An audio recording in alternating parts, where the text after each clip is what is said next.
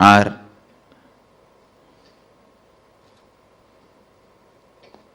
just a stone thrown by your friend or your brother has hit you. It can be as simple as this, or your sister snatching the ice cream. Now usually sisters don't snatch, only brothers snatch. No, I have seen. Sister is the best relationship. I grew up in large family. Sister is the best relationship. It can be as simple as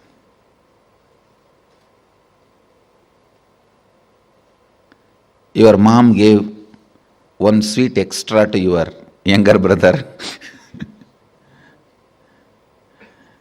Your dad gave one cloth or jewel extra to your younger sister. It can be anything. First time when you felt powerless, what was your inner image? Means, what did you tell about you to you? What was your outer image? How you showed you to others? How you reacted to that situation? And what was your life image? Means, how did you judge others or life at that moment? Listen, what was your inner image? What was your outer image? What was your life image at that moment? It is almost like a surgery. You have to now cut yourself and see. It's a surgery, literally. Because now you will remember an incident which happened at the age of 8. When you try to find out, open that incident, suddenly you will remember something which happened at 6. When you cut and start remembering that incident, suddenly it will open up something which happened at the age of 3. Earliest memory.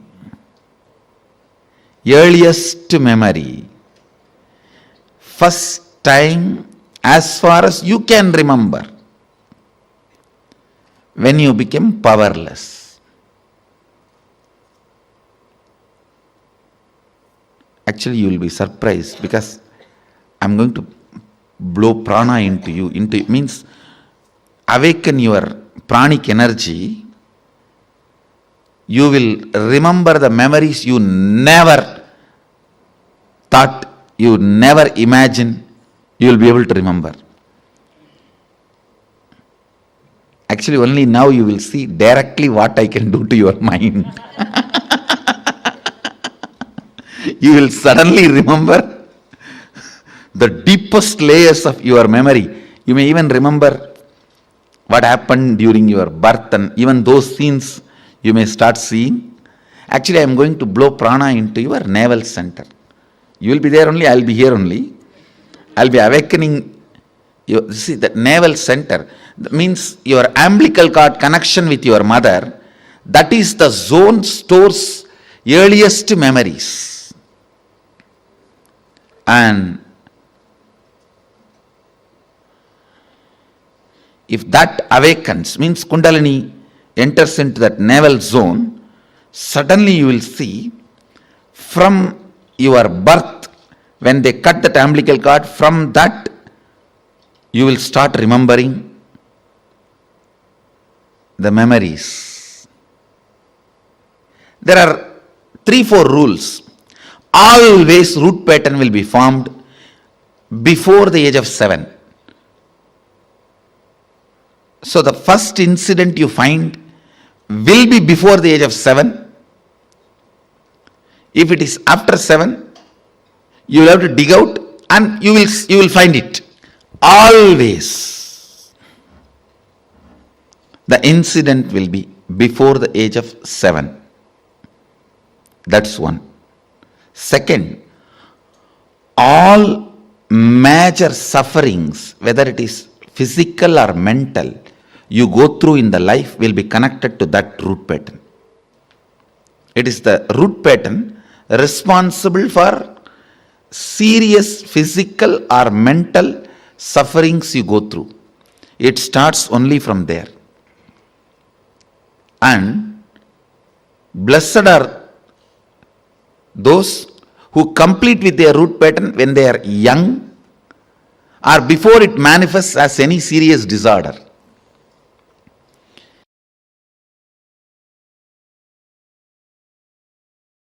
We are going to be working on complete completion. Please understand, just by removing a tree completely, just by uprooting a tree, you cannot be safe that nothing else will grow in that place, or the tree won't happen again in that place. No. You need to understand a very important thing.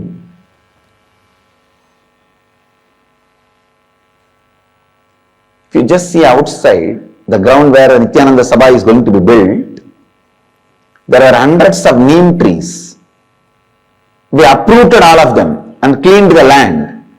But go and see, at least 50 neem trees are again back. Even if you uproot the tree, the essence of the tree stays in the ground.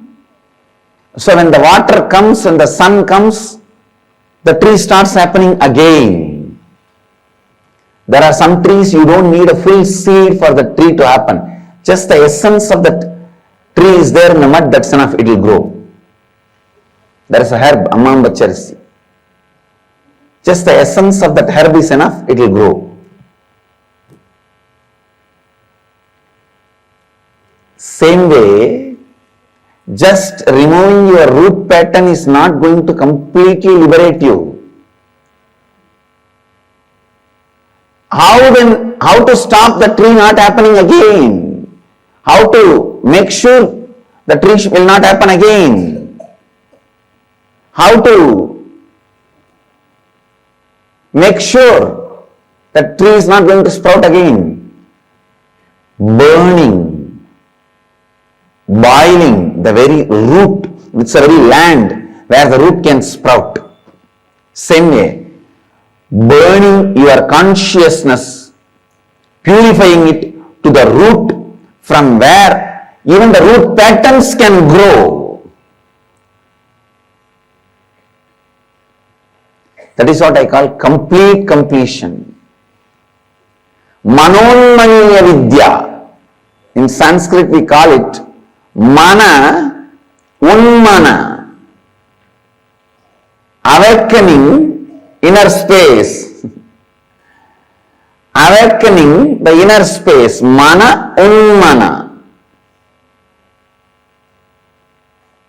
Please listen. Awakening the inner space. With this process of complete completion, we make sure even if there is a smell or the essence of the root patterns exists in the ground, on the soil, it doesn't sprout again. It doesn't grow again. Manonmani. Please understand. Mana, Unmana. Unmana means awakening. Mana means inner space. The complete completion awakens your inner space completely and does not allow any leftover, unattended roots of the root patterns.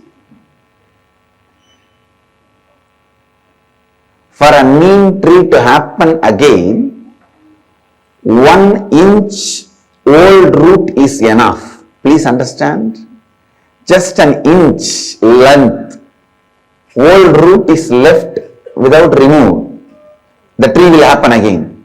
You don't need a seed. For a banyan tree to happen again, just 3-inch root, if it is left without being removed from the land, that is enough. It will happen again. You don't need a seed. For your root patterns to grow again, you don't need to leave 3 inch or 1 inch. Just if you go back and see the same people, that is enough. If you see the same people who are responsible for your root pattern, that is enough.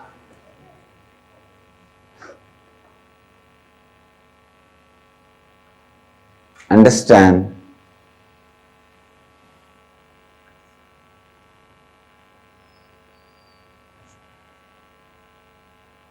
The complete completion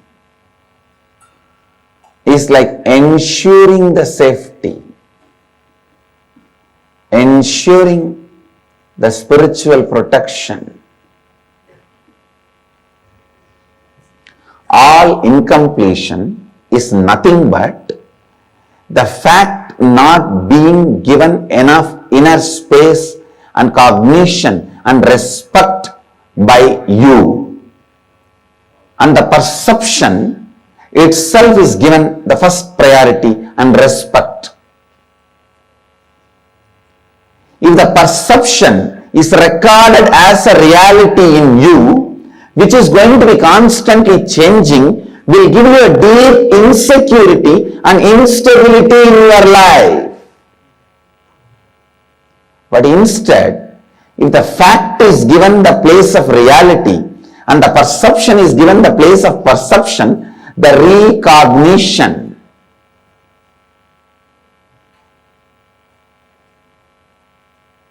the change of perception will not lead to more and more incompletion. And the fact does not influence your decision, and perception influences your decision. I asked you to get five examples.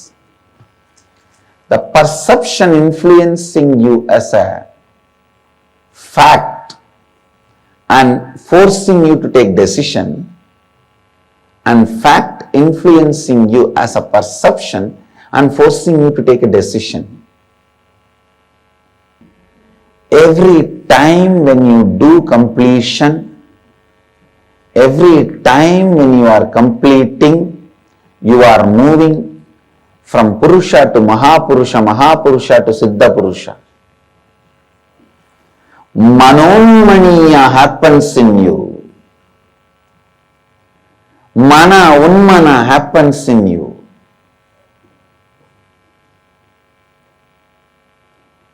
Bring completion every time. Every moment of your life, feel complete. Be in the space of completion, powerfulness, joy, bringing the space of completion, bringing the space of completion in every thought, every word, every action, every feeling, and every moment of living is enlightenment.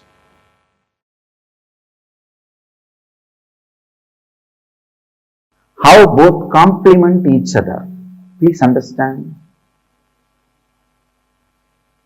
Ultimately, the complete completion happens when you don't even bother about complete completion.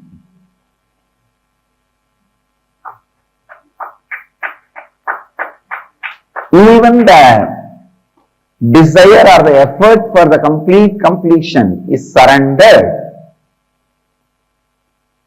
Even when that effort is surrendered at the feet of the divine, the complete completion happens. The signs of surrender. Please listen. Listen sincerely and intensely.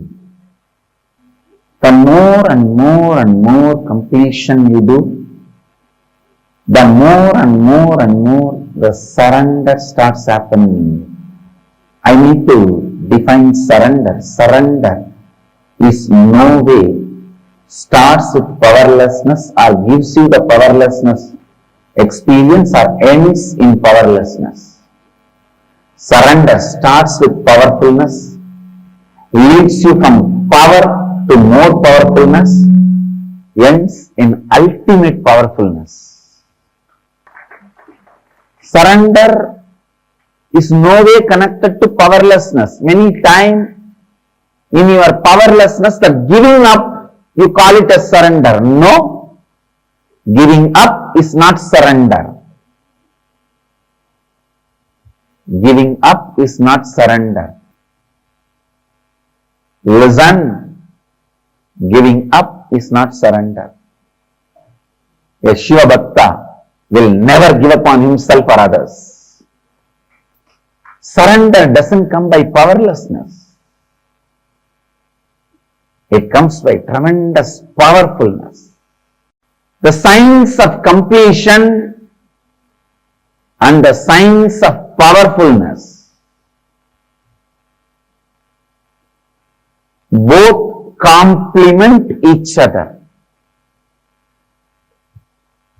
The signs of completion and signs of powerfulness both complement each other. When you complete more and more, you become powerful. When you surrender more and more, you become powerful. More completion leads to more surrender leads to more completion. Completion is nothing but falling in love with your higher self. Decide to reside in the higher self. Surrender is nothing but falling in love with the embodiment of higher self, your Ishta Devata. Your Ishta is nothing but your higher self. Surrender should lead to more and more Ishta, not Kashta.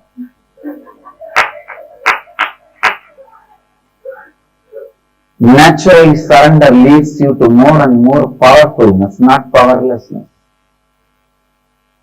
It leads to more and more powerfulness, more and more joy, more and more strength. Understand? When you carry the space of surrender, everything in the life listens to you.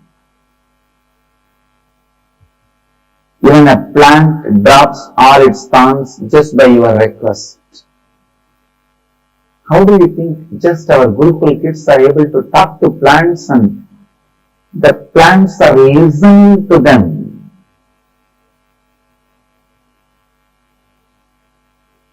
And they are dropping their thorns. Understand, it is not a myth or a story I am talking.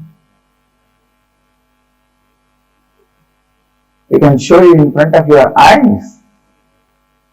The surrender makes you deeply powerful. The space of completion makes you deeply powerful. Surrender is, here I am not using in that meaning. The word surrender has totally different meaning in the Bhakti literatures. So maybe I may not even want to use the word surrender in English. I use the word Sharanagati. Powerfulness radiated by the devotees. Andai was not weak. Akkammadiri was not weak. Meera was not weak. Understand. Kanaka Purandara Vittala Dasas. Meera, Akkamma, Andai. All of them are not weak. They all lived in the space of powerfulness. Even completion you can intellectually grasp, even if you don't practice, just watch the satsang, you will intellectually grasp what is the completion, what is the power of completion. You need to see somebody experiencing and radiating it. You need to be around some great bhakta, devotee.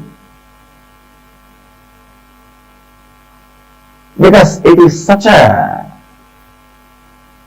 beautiful experience. You need to see that radiating in the body language. Saranagati, surrender, can't be understood just by the intellectual. Intellectually, if you try to understand, it will only lead to that. Surrender happens during the war period. Only that meaning you will get it. It's not a powerlessness. Kind of a giving up, a failure, drop out. But the Bhakti Sampradayas, the Bhakti traditions do not mean that kind of a surrender here. You become more and more powerful, more and more strong, more and more intelligent. The Bhakti Sampradaya, its definition of surrender is totally different. So understand, more and more practice of surrender leads to more and more experience of reality. Because all your individual incompletions should be completed. When you are complete, your individual identity should be surrendered to the cosmos. Then cosmos functions through you. Individual identity is made out of a bunch of incompletions.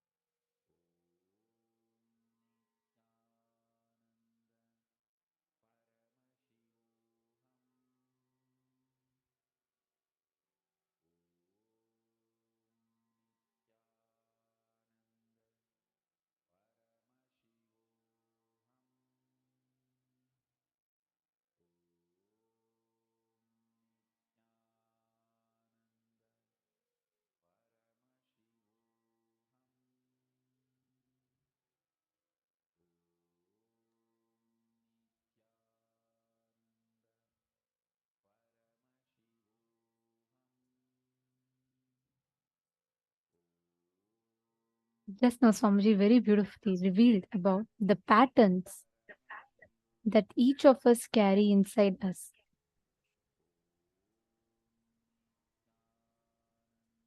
The root thought patterns, when the patterns become strong, when the incompletions, the past thoughts, the emotional hangovers, that is what is an incompletion. So as that emotional hangover gets deeper in us, all the past thoughts, everything starts becoming stronger and stronger inside of us. And that forms what Somji calls as a root pattern, which all of us listen to and learnt about right now. Root pattern always gets created before the age of 7, and after the age of 7, pattern cannot be developed. It only becomes a branch pattern. But only from the root pattern, the root cognition with which you see life, only from that all incompletion starts happening. There's a very beautiful revelation that Swamiji gives for this, how the root thought pattern gets created inside of us.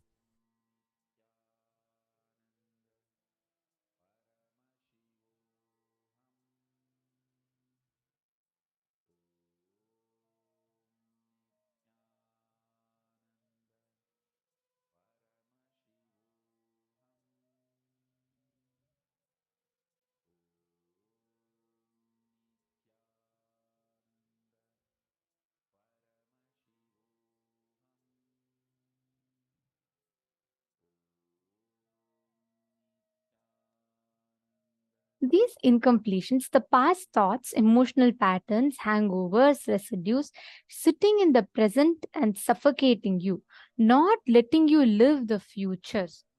And all of these patterns boil down to one root thought pattern.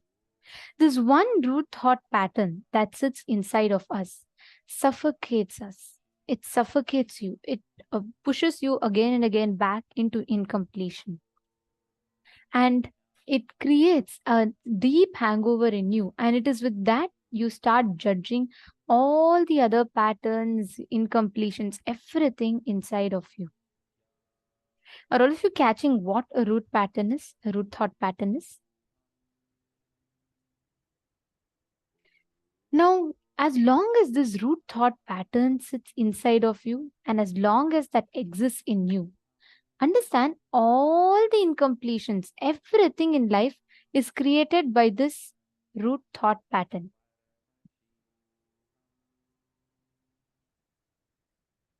And just you analyzing it, understanding this one root thought pattern will help you completely shift and have a breakthrough in the way you see life.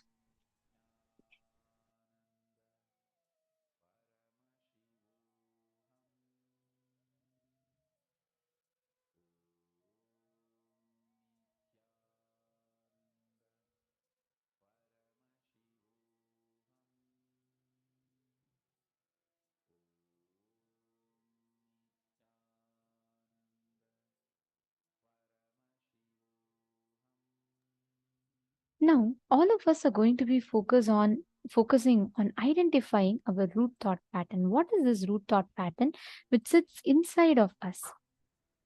Take a few minutes, identify the earliest incident which made you powerless. Go back to the earliest incident. It could be something very small. It could be just that your brother grabbed a chocolate from you when you were supposed to, you wanted it. And it could be any small incident. Go back to that and identify the earliest incident and write it down.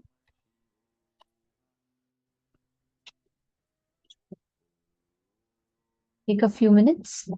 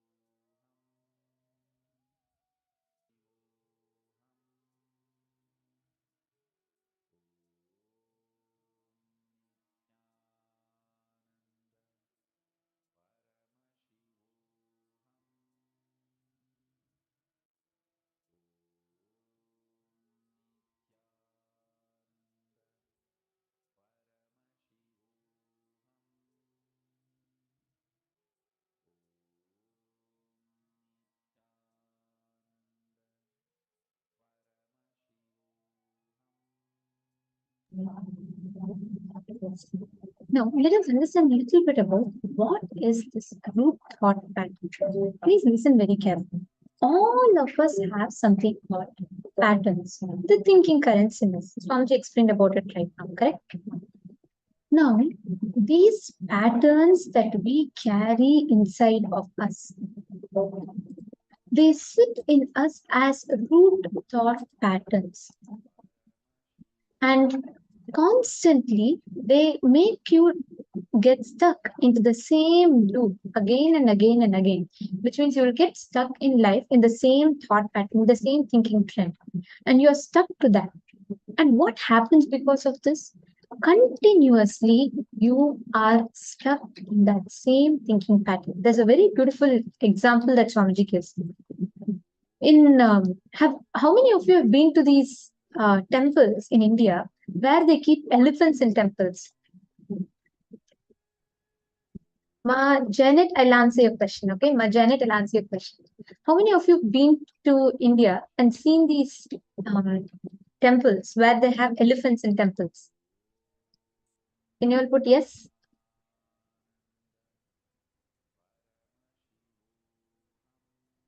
How many of you have seen? Okay, no problem if you've not seen, but those who have seen it. See, actually, it's a very beautiful thing. In temples, they keep an elephant in the temple and they make through, so they basically drive these elephants and the elephants will be blessing people. It's a very beautiful tradition. It has its own significance. In all of these temples, if you've seen Ma Saralananda, Ma Pushkala, Putting, you've seen. Okay, understand. In all of these temples, right, when they put the elephant in front, it's a very funny thing actually. If you see huge elephants, they'll just be tied with a thin rope. Means if the elephant just kicks once, the whole, that's all, the whole rope will break and the elephant will be free. With some big heavy canes, nothing. They'll just have a lightweight stick and a thin rope holding back the elephant. You know why? When the elephants are small, what these mahouts will do is they'll tie the rope so strong. And when it's small, naturally the rope is going to be strong for it. And then the elephant is trained when it is very small itself. It will try to escape. It will not even attempt to break the rope. This is exactly root pattern. When you are small, based on some incompletion, many times it's absolutely illogical. Based on some illogical incompletion, we all create a pattern, we all get stuck to that pattern. And then what happens is, continuously, that pattern sits inside of us as an incompletion. Constantly, it pushes you back again and again and again into that same rut. And that incompletion, you get stuck. When you're just 7 years old, let's say your brother comes to you and he grabs a chocolate from you, which you got, and you feel like, oh my God, my most favorite thing is snatched away from me. And there you develop incompletion. From there onward, you keep creating this loop for yourself again and again and again. The brother will change. Maybe when you grow up a few years later, you will feel like, oh, okay, it's just silly thing. But the situations might change, people might change, but the feeling that life grabs from you remains the same. How many of you are catching it? First, it will be your brother. Then you will feel that, oh, it's my friends are the same. Others are the same. You constantly project this pattern to everyone else. Ma Janet, you're asking, what if you don't remember any of the incompletions? Every one of us have incompletions. Every one of us. Here the question is, even if you go back to the most recent incompletion, identify what thought current it is inside of you. Then you will catch the thing. Then you will know what exactly is incompletion. It will take you back previous months. So I'll give you all another example. Let's say when you are young, okay, very small, you're playing in the rain. Okay, Andres is also saying, I can hardly remember anything. It was bad. Understood. Listen carefully to this example. You'll catch the thread. When you are small, let's say you're playing in rain, okay? Your mom calls you and your mom tells, come in. You ignore her, you're enjoying the rain, you play in, you're continuing to play. And again, your mom calls you, you don't come. Third time she calls you, you don't come. Next, she just comes straight outside, gives you a tight slap, holds you by hand, drags you back inside the house and locks the door. Listen very carefully. What exactly happens now? The moment you see, now later on you may feel like, oh, okay, she did it out of her concern. She didn't want me to catch cold. But when you are 7 years old, all that you don't know, you don't understand that. You feel, why is my mother not even letting me to play? She doesn't love me. She hates me. I'm not her favorite child. She doesn't like me anymore. Like how much my other friends' mothers love the friends. My mother doesn't love me. I don't like her. She does not want me to enjoy. And understand that one cognition you make, my mother does not love me, she restricts me. When you're small, you think she stops you. You don't know the word restricting and all when you're small. You just feel like she stops you. Listen very carefully. That incident you may even forget when you grow. Let's say you're 8 or 9 years old, you forget and you're fine with it. But after your mother, you project the same incompletion in your teacher. When your teacher says, no, don't go to the washroom now, I don't allow you to go to the washroom, you again feel the same incompletion. You feel life that at that point it was mother who stopped you from playing in the rain. Now it is a teacher who is stopping you from attending your favorite cultural event or attending your favorite sports period. She is stopping you. So the cognition that life does not want me to enjoy, life is stopping me, changes from your mother to the teacher. You project the same incompletion. You feel, oh God, even my teacher does not want me to enjoy. Next, from your teacher, it changes to your friends. Your friends, you feel, oh God, look, my friend, every time whenever I go and do something she doesn't like, she keeps telling me, she keeps trying to restrict me. She wants me to only do whatever she wants me to do. After some time, you do the same thing to your girlfriend or boyfriend. You do the same thing to your fiance. You do the same thing to your husband or wife. After some time, you do the same thing to your child. You feel even your child is blackmailing you and holding you, not allowing you to do what you want. You do the same thing to your boss.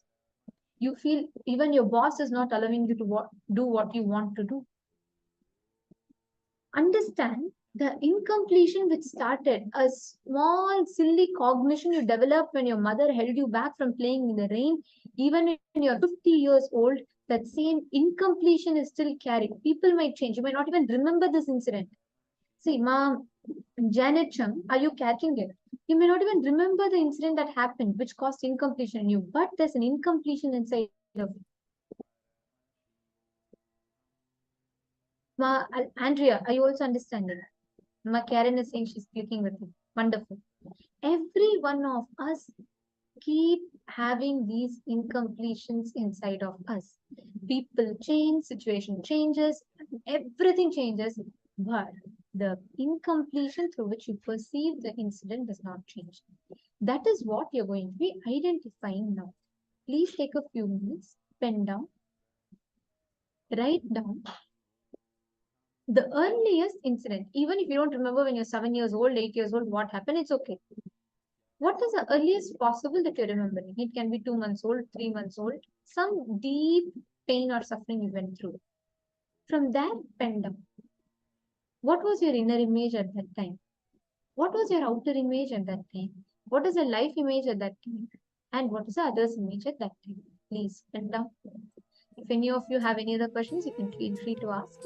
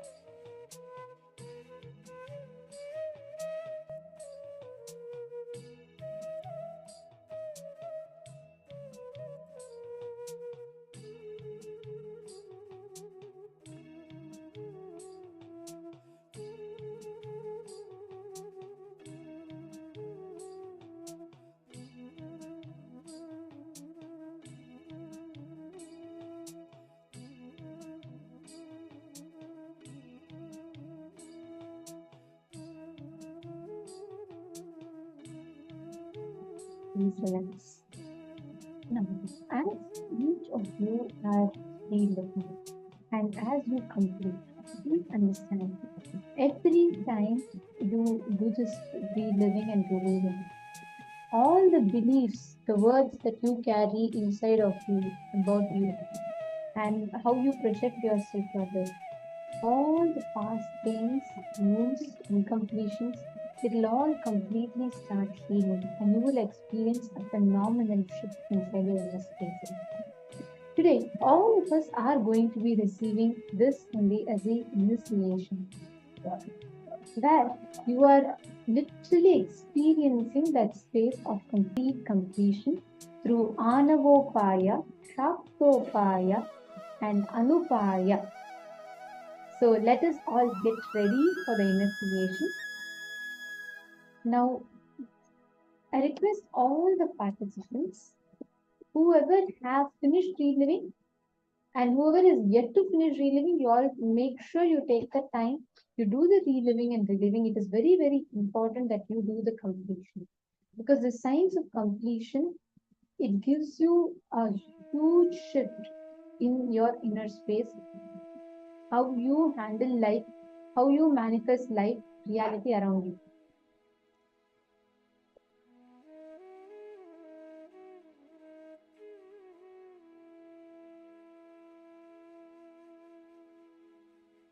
Yes.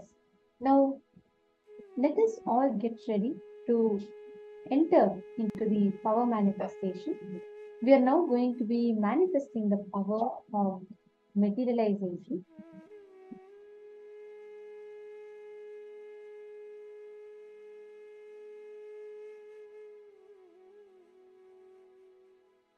See, today all of us, as you're all doing the completion process, your ability to complete, your ability to break free from patterns, your ability to bring the space of complete completion in you is directly related to your ability to manifest, your ability to create anything you want in life.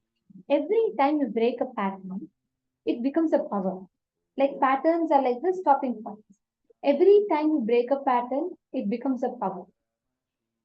Now, if we just understand this one thing, right, how you can break free from all these root thought patterns inside of you. And if you catch this, the manifesting the power of materialization will be easier. What is materialization? Basically, you are making matter into energy and reassembling that energy back into matter. So you're disassembling matter into energy and reassembling energy back into matter. Now, let us experience that exact science as the power that Swamiji has gifted all of us. Ready? Shall we all start? We're going to be having Ma Shambhavananda. It's going to be guiding us into the manifestation.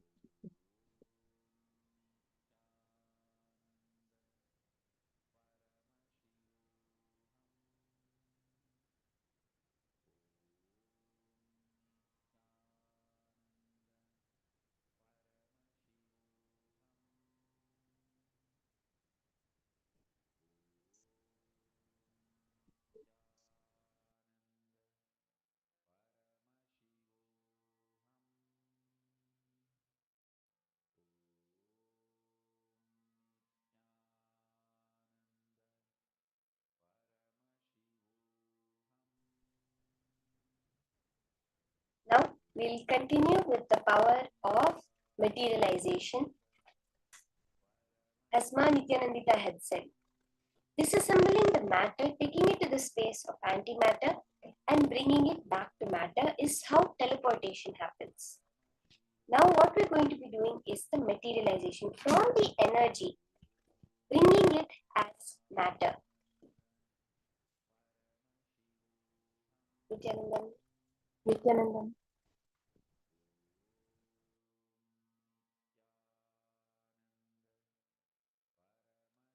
Sorry for the technical glitch. I think there was a small difficulty with my was also. So basically what we are going to be doing, listen very carefully. You're going to be disassembling the matter to energy and reassembling the energy back to matter. This is the exact sign. You just need to connect to Swamiji. Can I request every one of you to sit straight, with your head, neck, and spine in a straight line?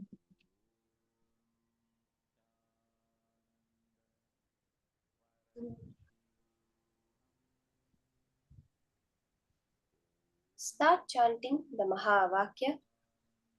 Om Nithyananda Paramashivoham.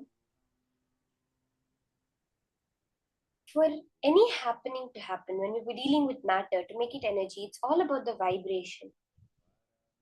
That Mahavakya is the vibration that will make that form, that energy, that Paramashiva which exists out there into the matter that you can perceive in your reality.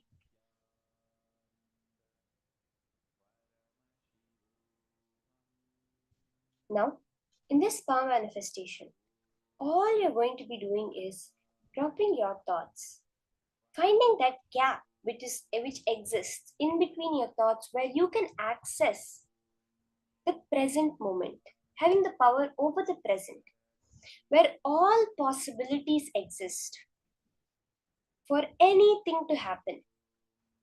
Even modern science says the probability of an atom or an electron being in a particular place at a particular time is infinite. Literally, there was an article I had read which was really funny. The way they say it is like tomorrow morning you can wake up on Mars. Because the probability of all your atoms being on Mars exists. The only thing is, as per modern science, naturally when you see it, they say the probability is so small it never happens. But through the power of the third eye, when you're no longer looking at it as matter, when you're looking at it as energy, as a quantum superposition of all the possibilities having the equal amount of probability to happen, that reality of you having a materialized object being as real as possible as now the reality you're experiencing, as you going and filling a cup of water or going and picking up some bhasma, that exists at the quantum level, which you access through the present moment when you drop your thoughts. When you chant the Mahavakya, bring that frequency, that vibration in tune with the cosmic energy. So now, as we're starting the power manifestation, sit straight, connect to Swamiji, remember Swamiji in your third eye. Sit as Paramashiva. Chant the Mahavakya and unclutch from any thoughts happening within you.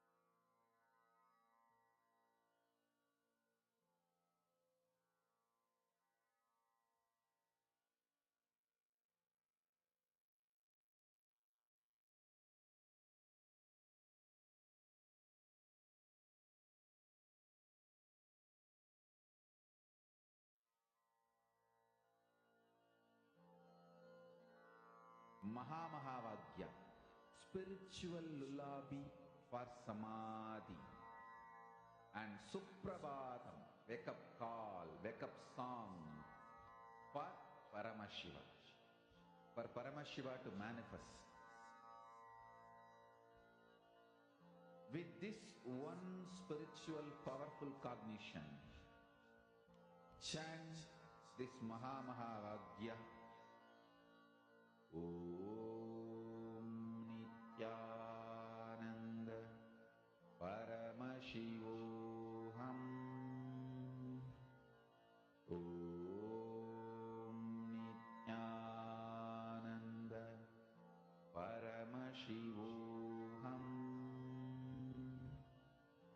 Om Nithyananda Paramashivoham. Om Nithyananda Paramashivoham. Om Nithyananda Paramashivoham. Om Nithyananda Paramashivoham. Om Nithyananda Paramashivoham. Om Nithyananda Paramashivoham. Om Nithyananda Paramashivoham. Om Nithyananda Paramashivoham. Now you can open your palms up. You can look around you, whether it's on your deity, on your laptop, in your palms, in your dress. You can look around and see how the manifestation of Paramashiva has happened in your space. Let's all take a few seconds to check, look around. Many times the manifestation starts as intense heat. The energy that comes starts as intense heat in the palms. If you're even feeling that, understand you are manifesting. Don't feel like, oh, there's no material, there's no object. Many times there'll be small golden flakes, small golden shiny thing. When you put the torchlight, you'll be able to see. Or else there'll be an intense heat that comes in your palms when you're doing the manifestation.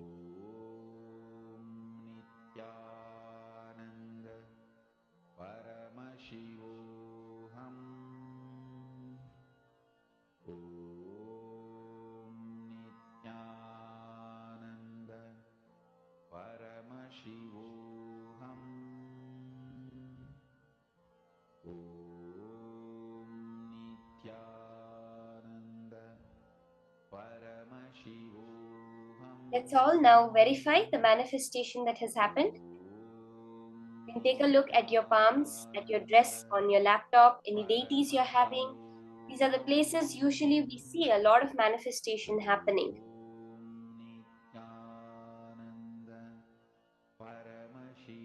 And if you have manifested, take a picture and post it. Celebrate the manifestation. That is a direct prasadam from Swamiji. It's a direct blessed prasadam that you have received from Swamiji.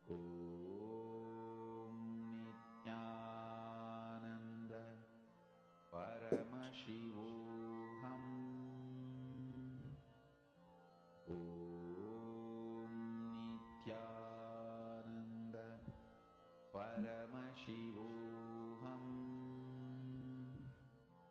Om Nithyananda Paramashivoham.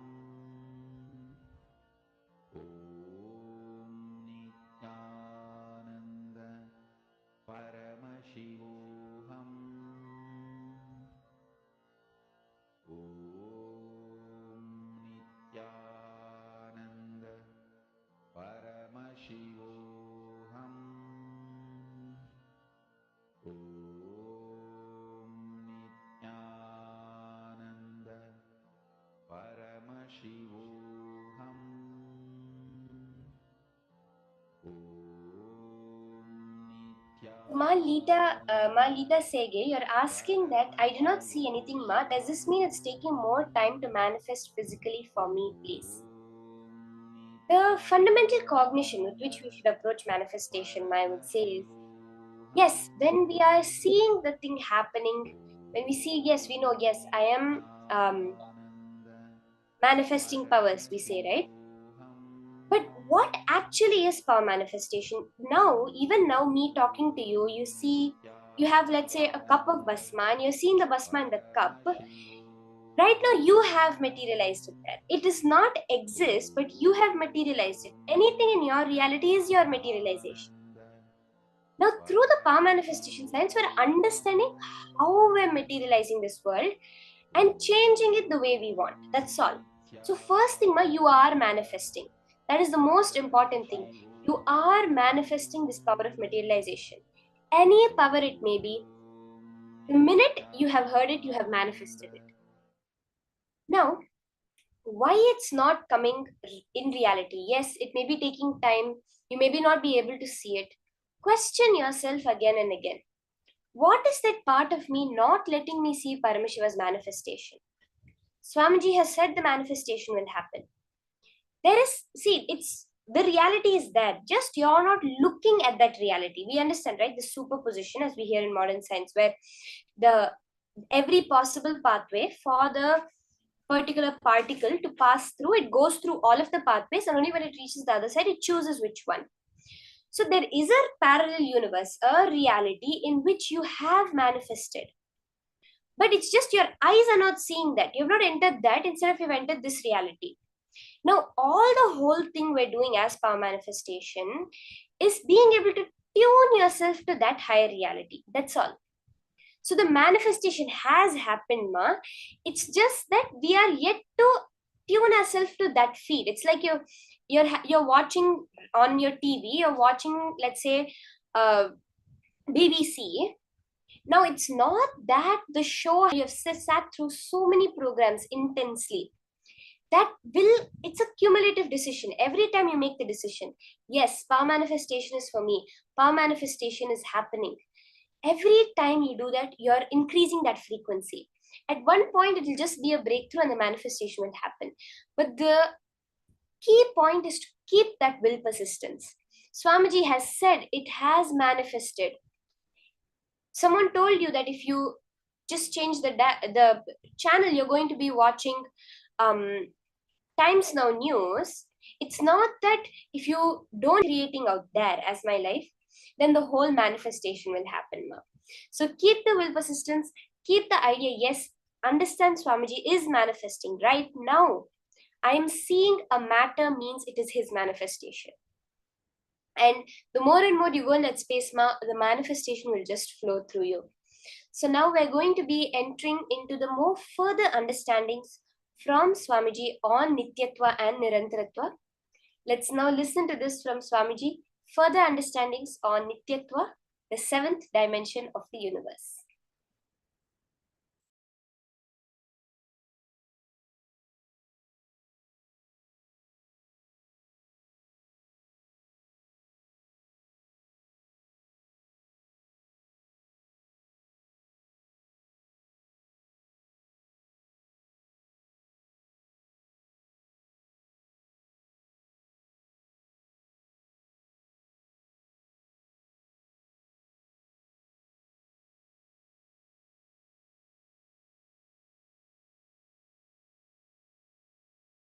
What is incompletion?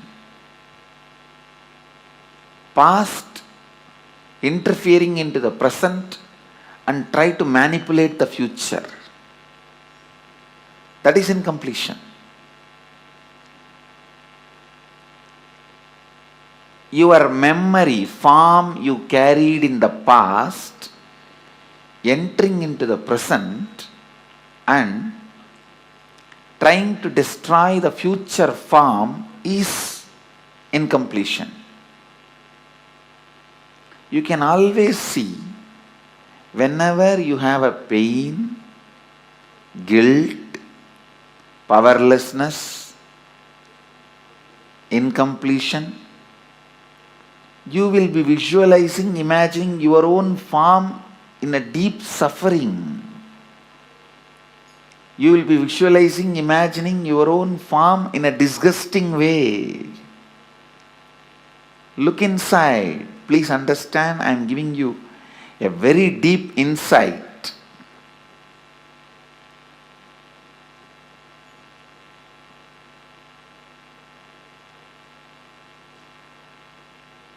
Whenever you are powerless, angry, violent, incomplete,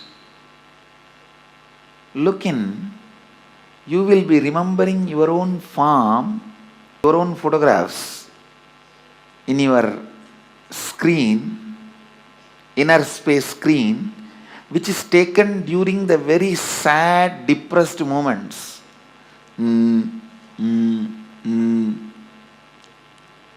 What can I do? Lost, over. That kind of the photographs which you have taken at the wrong moment and preserved, stored in high resolution, in a stupid way, in your inner space, you will go on be replaying them. See, whenever you are powerless, you are not going to remember the full smile photograph of you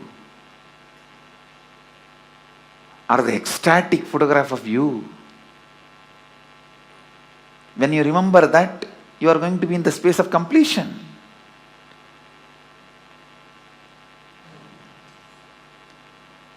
The deha, form you carry during incompletion, just by remembrance awakens the same incompletion. Understand? Just by remembrance, something can bring incompletion or completion.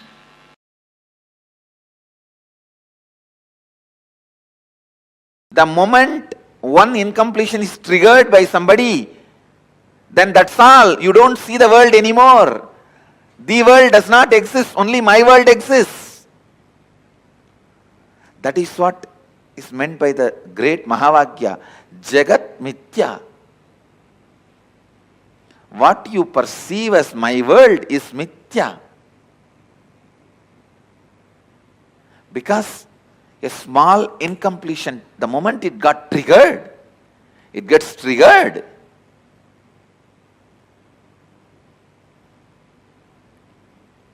A small incompletion, the moment it gets triggered, you stop seeing the world and you are deluded in my world. Brahma Satyam, Jagat Mithya. I don't disagree. Jagat Mithya. But that does not mean in your actions you will not radiate the truth Brahma Satyam. In your actions also you have to radiate the truth of oneness, non-dual consciousness. While you are seeing your finance, your accounts, sitting with your auditor, do you feel that oneness without falling into the powerlessness? While you are sitting with the spouse and having a dinner or lunch, do you feel that oneness without falling into the powerlessness?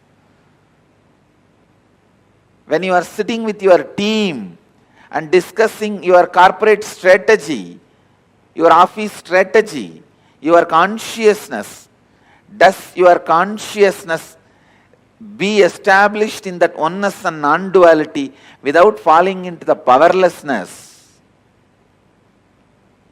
Look in.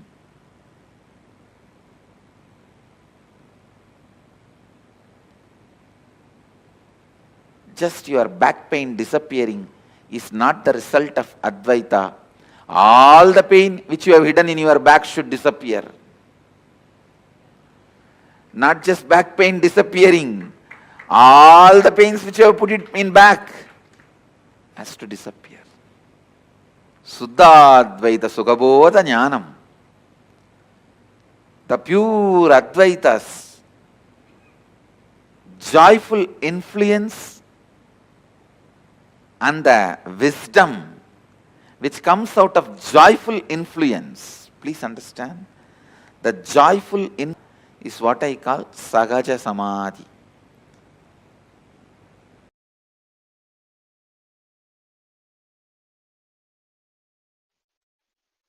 Paramashiva's self's original source in the parallel universe is Paramashiva.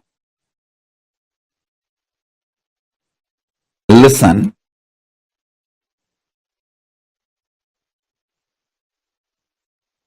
Understand this example. A swan, Paramahamsa, flying on the sky,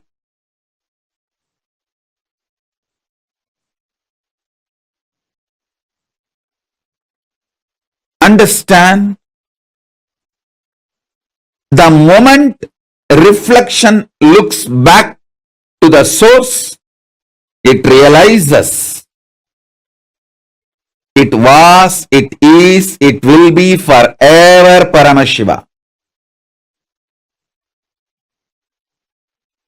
Sometimes the reflection feels it is being hurt by the waves in the swimming pool.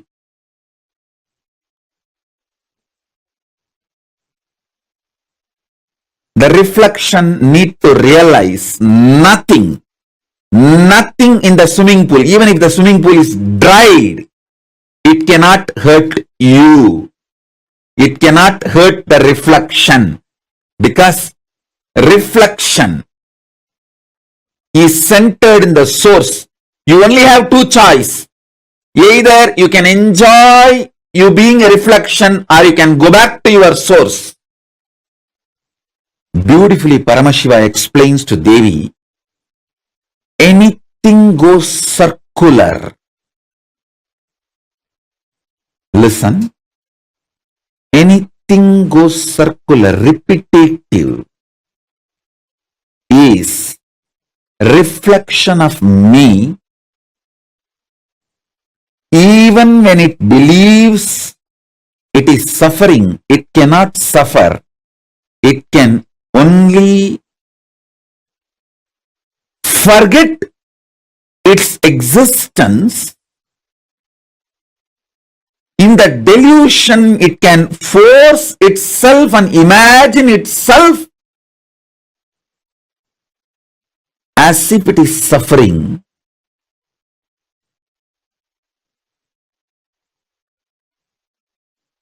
When that reflection looks back at the source, it realizes it is Paramashiva. It can never suffer. Listen. Listen to this deeply. You in the parallel universe is Paramashiva, the great swan floating in the space.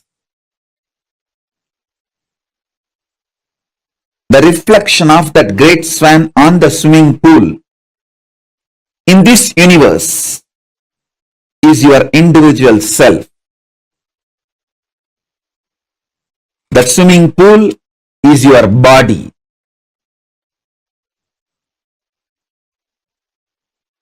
Anything which goes round, listen.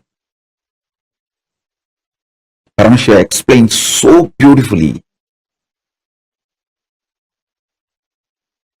I'll tell you in the modern language, whether it is an atom or known universes, everything goes round it is in circular motion in the space, in Chitagasha, conscious space. Anything, whether an atom or the known universe, everything is rotating in the circular motion.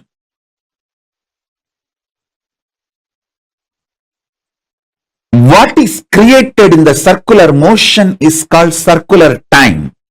The time which circles, repeats itself.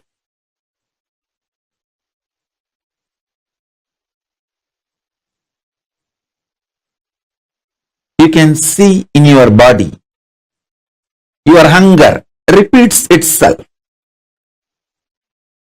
Your number 1, number 2, number 3 repeats itself. Your sleep repeats itself. Your patterns repeat themselves. Your decision to smoke, your decision to drink, your decision to be addicted to something, everything is repetitive. Understand? Anything which repeats is in the circular time motion. It is within the field of Nirantaratva but not Nityatva.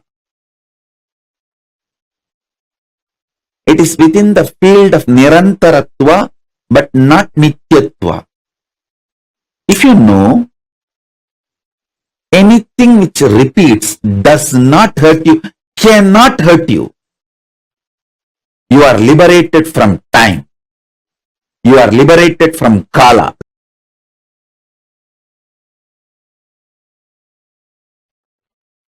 Among the 7 dimensions of the time,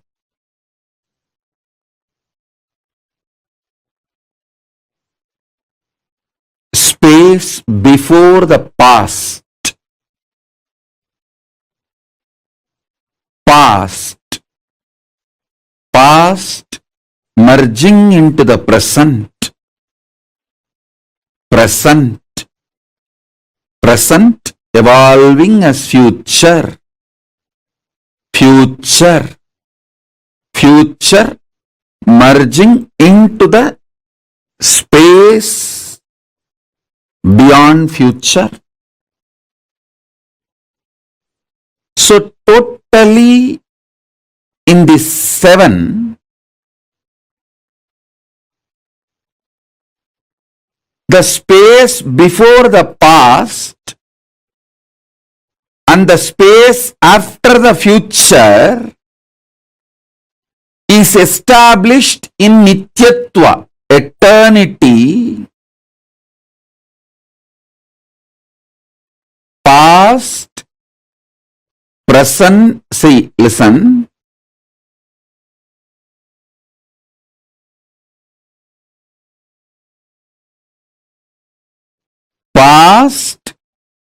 Past becoming present, present evolving as future. This 5 is Nirantaratva. In this Nirantaratva 5, only the present moment touches Nityatva. So, if you want to enter into Nityatva, voluntarily, if you want to break this Kala Chakra consciously,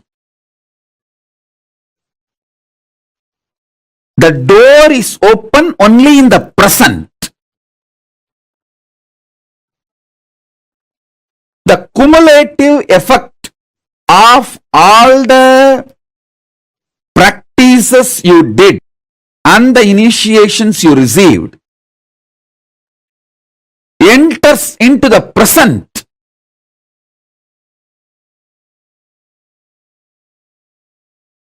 And makes you experience Nityatva. Listen. I wanted all of you to remember the cognitions I gave about Nityatva and Nirantaratva. Nityatva is 7, Nirantaratva is 5.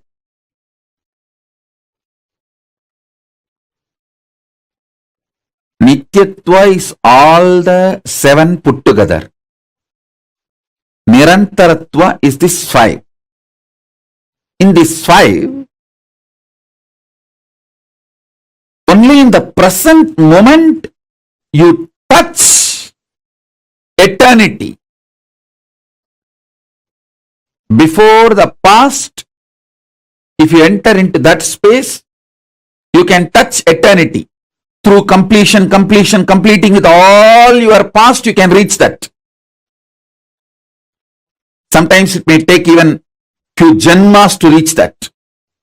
And through the future, you can reach the space beyond the future by constantly being Nirvikalpa Samadhi, burning all your desires and patterns which want to repeat itself. You can reach.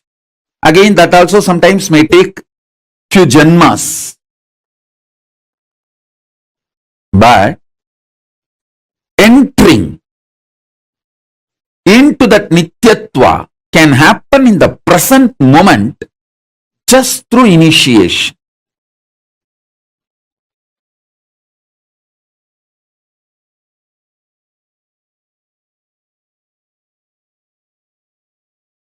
I'll explain this eternal, the truth of eternity. Understand? Many of your patterns, sufferings, fears are impulsive, not existential based. If you decide to sit with you and relaxed way look at you and have a mature conversation with you, much of your fears have no place inside you. If you just want to throw tantrum, how can he do that? How can she do that? How can this person do that? How can that person do that? If you are interested in throwing tantrum, all the fears, greed, everything has a place in you. But this constant tantrum-based reaction and action, the life you are going to manifest around you is going to be hell. Listen to that truth. See, the constant tantrum throwing, violent, hatred, action, reaction, you are going to create hell around you.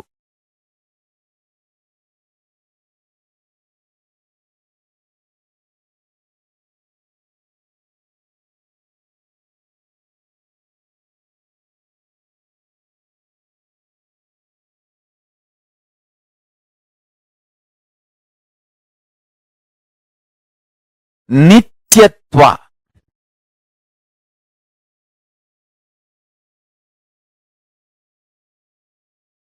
I can use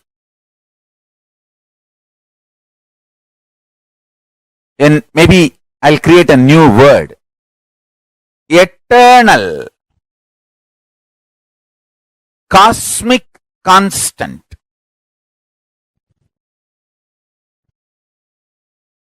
It is actually one of the dimension of the universe. One of the fundamental quality you need to access the eternal dimension of you is having restful, matured conversation with you. What am I doing? Where am I going? I am going to be eternally alive. Am I planning and building my life for that? Or am I just agitated, tantrum throwing child, thinking that there is no tomorrow? When it comes, let me face. Understand, all suffering is nothing but having this attitude. When it comes, let me face, and when it comes, you will not be able to face. That is the suffering. Understand, this is too important statement I am making. All suffering in your life is because of that blind spot you have. When it comes, let me face, and when it actually comes, you won't be able to face.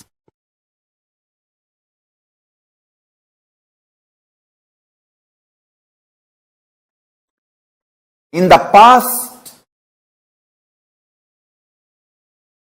you have a full freedom to form opinion about your past, and you have full freedom to create the possibility of your future. This clarity you will get only if you decide to do tyaga. Listen. I am freed.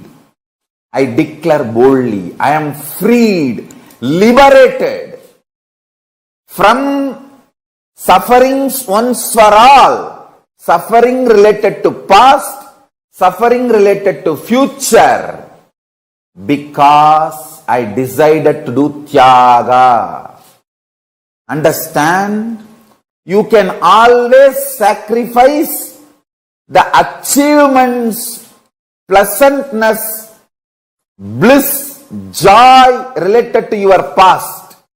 You can always forget that you completed PhD. But you can never forget you got delayed for one of your examination because you spent time with your girlfriend,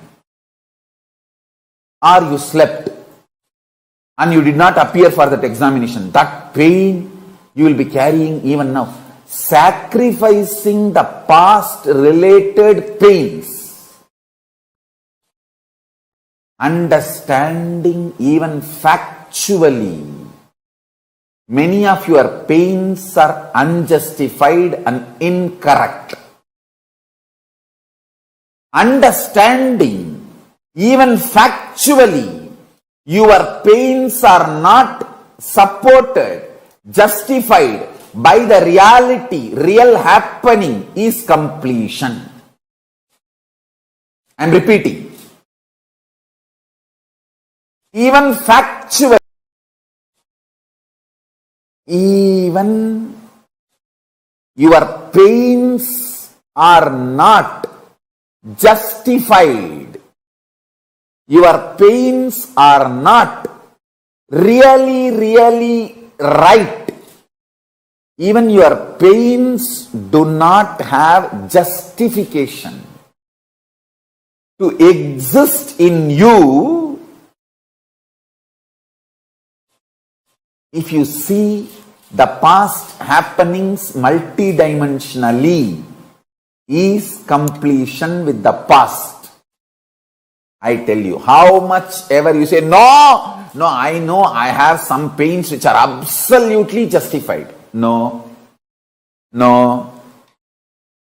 You may be Guni, you may be Kaikeyi, you may be Surpanaga, you may be Danganaka Duck, Danganaka Dick, I don't care. You are wrong.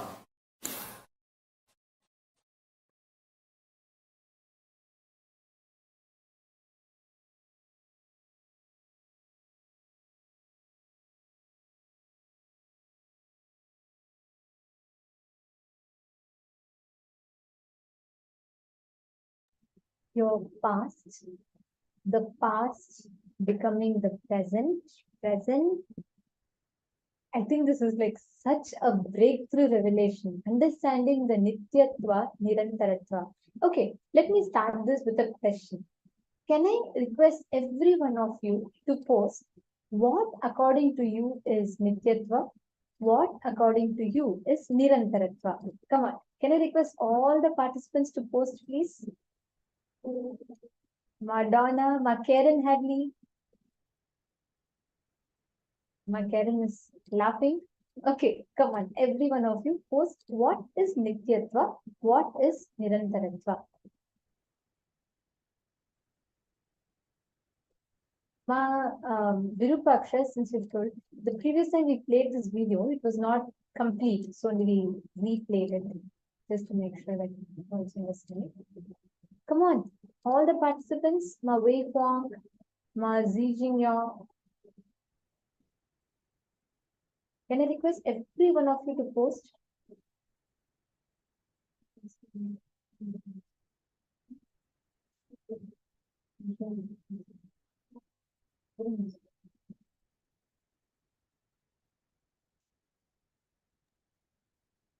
Yes.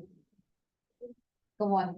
Now please post the definition. What did you understand as Nityattva? What did you understand as Nirantaratva? I request all of you to post. Ma Orienta, I do see you sincerely sitting. Actually, I noticed quite a lot you're sitting in the sessions. Can I request you to also post? What did you understand? Ma Saroj Oblish, Wei Huang. See, there are some of you who sit very regularly and would really appreciate all of you posting. What did you understand? And same way, and similarly, Prakash Rao Ayya, Aseem Ayya, Harshal Mahajan, Chellaya Parani Andi Ayya, Ashok Amin Ayya, Teike Zhang, Du Xingzhu, Lincoln Souza, and Xingxiang Wang, Ma Sonal, Zhang Shucheng, Yang Zun, Xin Wang. There are a lot of you. Can I request every one of you, please come on camera? Can I request all the participants to come on camera, please? See, today's is too important and want to make sure none of you are missing it out. It is very important because today's session directly is going to be working on your inner space, giving you a complete breakthrough. So please make sure that you're not missing out. I request everyone to be on camera. Come on, dear participants, Madhyana, Malili.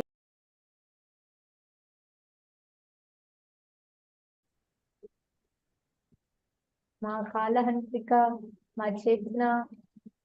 What did Swamiji reveal as Nityattva? What is Nityattva? What is Nirantaratva? Everyone is trying hard to guess, trying to see what is it, what is it. Okay. Nityattva, Swamiji beautifully reveals this concept of time. The first thing Swamiji reveals is anything that goes in circular motion cannot touch you, cannot affect you. Swamiji gave the example of the pond, the swan, and the reflection of that swan on the pond. And the supreme swan is Paramashiva. The reflection is us. The ripples in the pond cannot affect the reflection. The reflection is untouched by the ripples created in the pond. Am I right? The reflection is completely untouched. It has no impact of the ripples created in the pond. Now, the only thing that you need to do is understand that you are reflection. You're not part of the pond. All the ripples happening there is not going to affect you. This is the first thing. And then Swami revealed about 7 types, the layers or different categories of time. Listen very carefully. Nirantaratva is the ephemeral dimension. For example, the past entering into present entering into future. Now, beyond this, there was a space before the past, there's a space after the future. Now, the normal time that we all know, that we all talk about, that we all measure is past becoming present becoming future, and future. Now, this entire layers of time that we see is Nirantaratva. But beyond this, there's a space of time. which exists as it is. That is Nityatva. This Nityatva exists beyond what we understand, beyond our understanding, beyond what we grasp, everything. Nityatva is the eternal component. It is the eternal aspect, the dimension which is eternal, beyond the peripheries of time, beyond the peripheries of anything that you are stuck with. For how many of you are hearing this for the first time and you feel like, it's like, oh my God, it's going above the head. How many of you feel like that?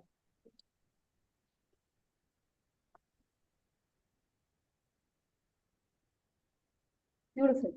See, please catch it. Please understand this truth. Everything that is going in a circular motion, in a loop, we are stuck. And sorry, we cannot affect us. We are not stuck in that. Anything that goes in circular motion is only an illusion. That time which goes in circular motion is an illusion.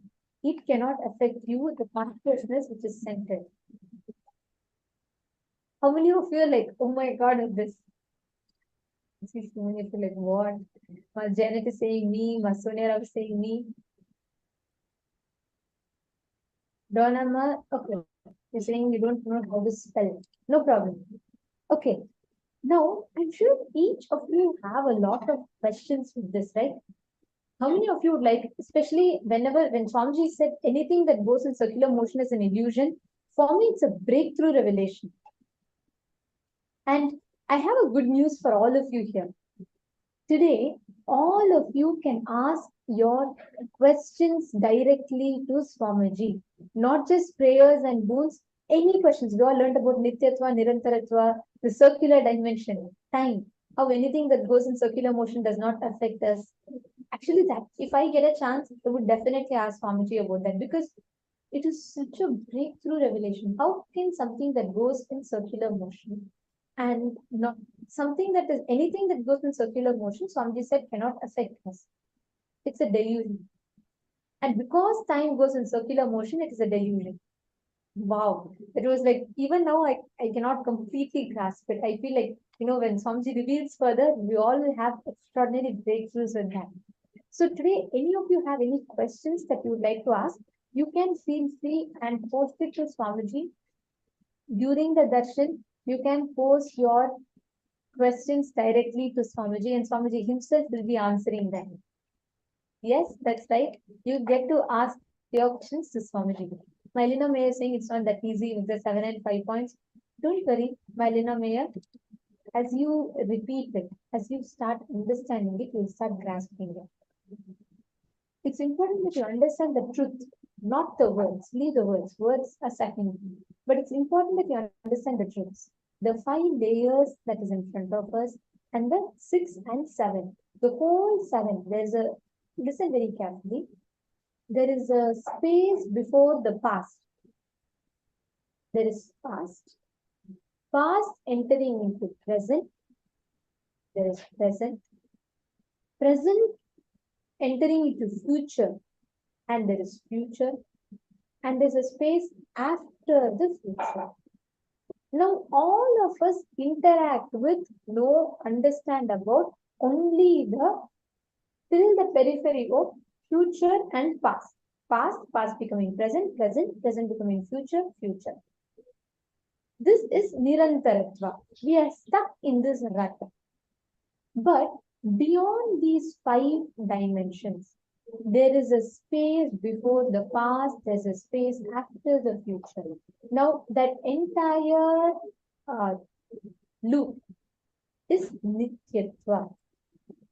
That is what all of us are going to be initiated into today.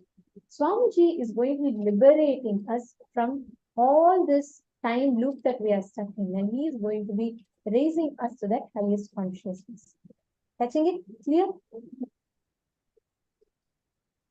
Anyone else having any questions?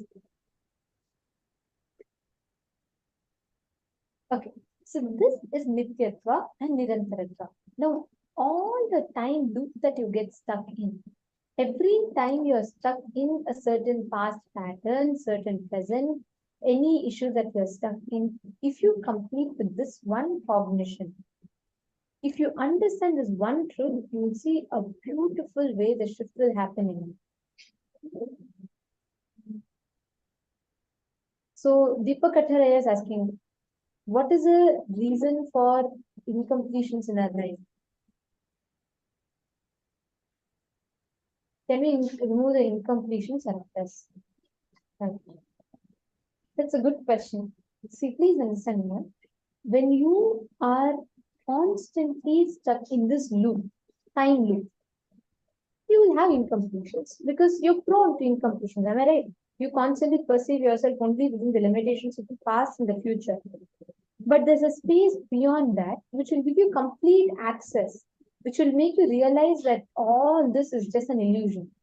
But as long as we're just stuck in this rut, we are always struggling with this, and we always are just stuck in this loop. Today's initiation is a solution for you. Today's initiation, Swamiji is going to be working on liberating us from this time loop that we are stuck in. Just working on this will make us take a huge shift, a jump and a breakthrough. So now let us enter into understanding what Swamiji revealed just now. Understanding about this time loop and how you can experience that instant liberation from being stuck in this illusion called time. How can we experience instant liberation from being stuck in this constant time loop? That is what we are going to be seeing now. Okay, let's enter into a very quick exercise. I request all of you to please sit along. Please bring a paper and pen. Let's all enter into the process. See, amongst the 7 dimensions of the time, Swamiji told a very important truth, right? Swamiji said only the present has access to eternity. Only the present in that whole loop connects you to eternity. Everything else makes you get stuck in the loop. Among the 7 dimensions of time, only the present is established in Nityatva. The space before and the past, before the past and after the future also established in Nityatva. And by constantly being in Nirvikalpa Samadhi, you experience Nityatva. You experience that eternity. So, anything that is circular or repetitive is a reflection of Paramashivam. Even when it believes it is suffering, it cannot suffer. It can only forget its existence in delusion. It can force or imagine itself as if it is suffering. Now, with this understanding, look at all the incompletions that you have and see where all you create this suffering. Where all do you constantly get stuck in this suffering? When you do that, when you cognize this, when you understand this one truth, you will start grasping, you will start understanding this most beautiful truth about life. You will stop getting stuck in the loop of time. Are all of you getting it? Catching it? I think this is like too much over the head concept. But understand, if you just grasp this one aspect, you will forever be liberated from all the illusions that keep circling, and putting you again and again into that same suffering, that same rut. Hello. So now, all of us are going to be understanding one of the most important truths. We all understood about Nityatva and Nirantaratva. There is a space where these 7 dimensions exist. All the 7 dimensions of time exist. That space is Akasha, space dimension, where the time merges into space. Getting it? We're going to now be learning about this time-space continuum. What dimension is it where the time and the space exist together?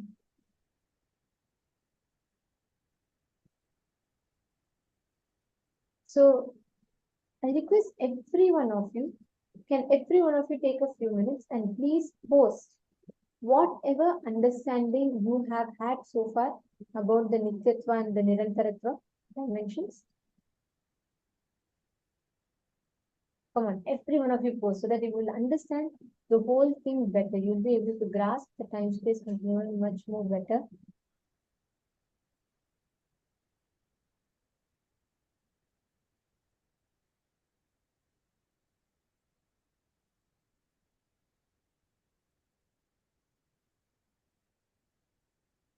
Take a few minutes. I request everyone to please post.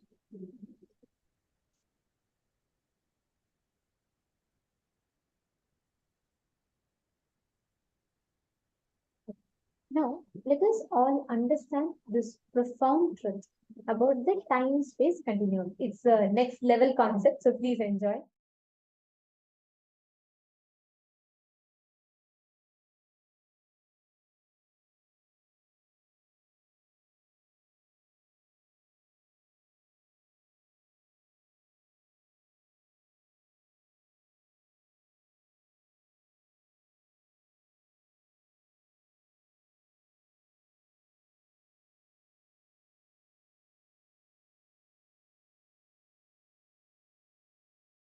Paramashiva's message directly from Kailasa. Listen.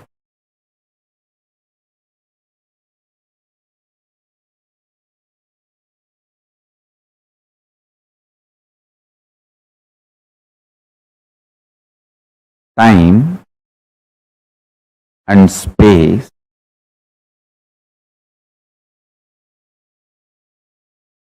the continuum of time and space is due to a stuff connecting both.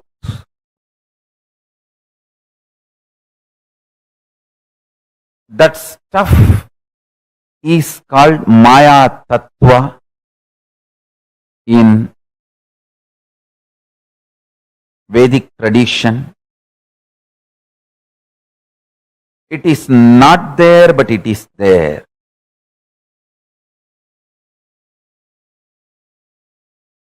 Because the time and space, both the dimensions, do not have a clear border, kind of a watertight compartment border. No.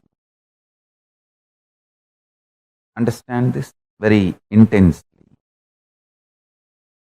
For example, if time and space put together is 100 meter, consider an 100-meter clock as time and space. For some people, 60 meter is time, only 40 meter is space. For some people, only 30 meter is time, 70 meter is space. The time and space continuum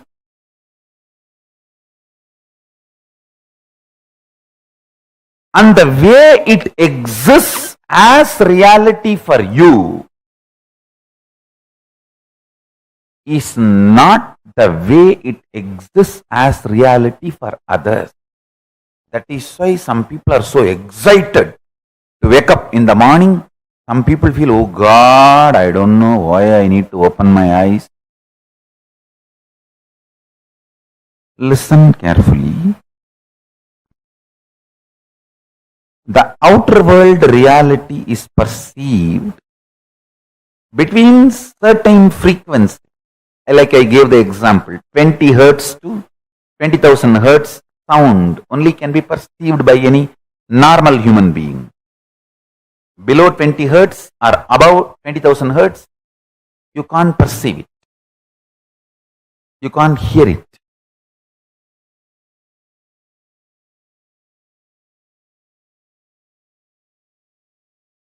Just like the sound, below the 20 hertz, above the 20,000 hertz can't be heard by normal man, but It can be heard by extraordinary capability. Same way, this reality which all of us are commonly sharing with the word called world. This is also between certain frequency. For example, we will give the same like sound, 20 unit Maya to 20,000 unit Maya. It's only an example I am giving you. Between the 20 unit Maya, 20,000 unit Maya, the hertz for sound, Maya for the reality, I am using Maya word as a unit for reality. Between 20 unit Maya to 20,000 unit Maya, all of us common human beings can experience it as world, as reality. If it goes below 20 unit or above 20,000 unit, you start manifesting powers. Listen. If you unclutch intensely, it will go below 20 unit Maya. You become pure intense. If you go above 20,000 unit Maya, you become pure devotion, feeling connection. But in both you experience oneness. Suddhadvaita Sugabodham. One beautiful thing, this clarity, whether you unclutch and reach below 20 unit Maya or practice devotion, feel connected and reach above 20,000 unit Maya, you experience the same oneness. Sutta Advaita Sugabodham.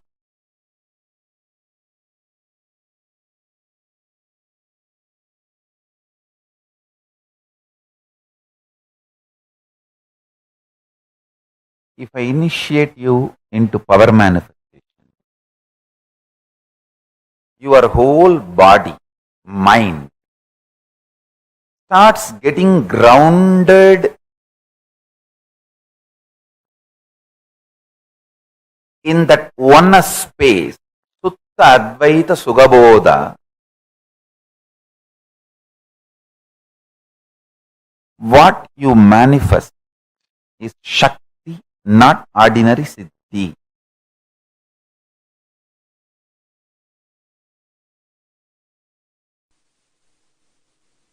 Listen. The higher dimensions, when they enter consciously into the lower dimensions, they manifest as powers. Unexpected positive turn of the events and the reality you experience. You can name it as miracle, you can name it as power, you can name it as a God's grace, you can use any name you want, but the greater science, the cosmic science is the higher dimensions entering into the lower dimensions. For example, length, breadth, depth, time, space. If the space dimension enters into time, time literally manifests everything space wants. If the time dimension enters into depth, depth manifests everything time wants. Understand? The this length, breadth, depth, time, space, all these dimensions are independently intelligent, alive, able to make their own conclusions and respond within their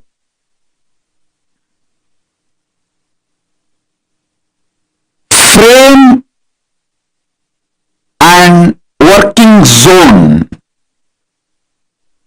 Please understand,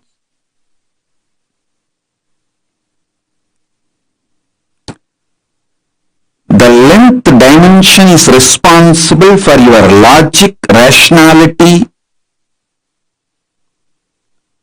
The breadth dimension is responsible for your ability to feel the emotions, feeling connections. The depth dimension is responsible for you making cognitions, powerful cognitions about life beyond your logic and emotions. I am mapping the cosmic dimensions into your practical every day-to-day experience. Listen.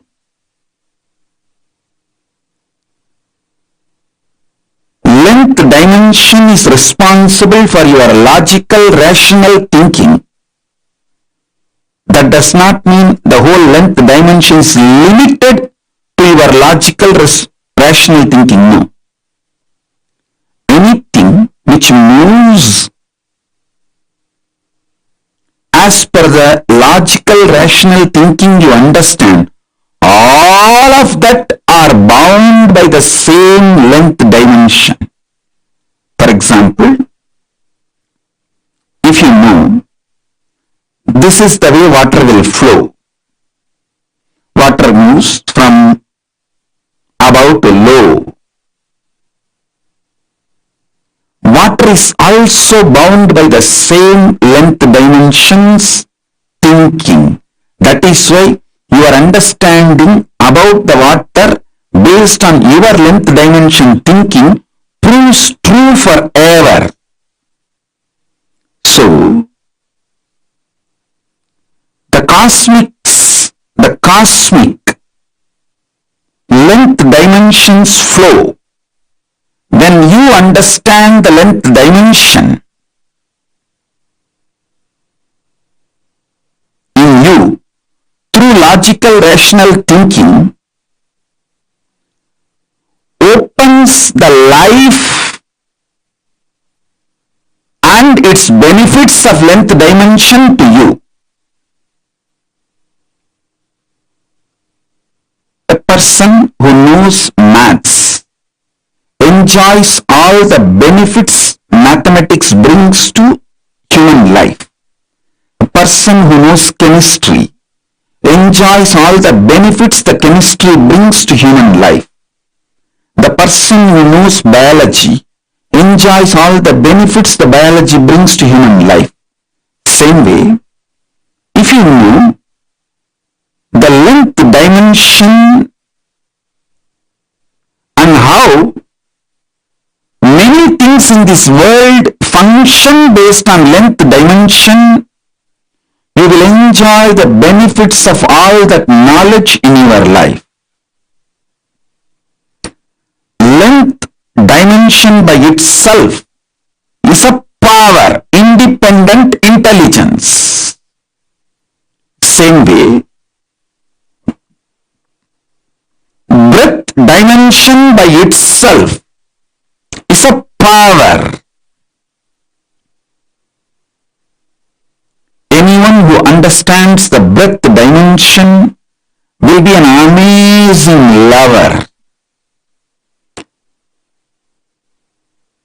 People will just love to hang around him. He will be an amazing, a powerful magnet, radiating love. Even if people who have difference of opinion with him for some reason, or you are jealous, angry, you cherish enmity, even they can't deny they are pulled towards him. How he gravitates them.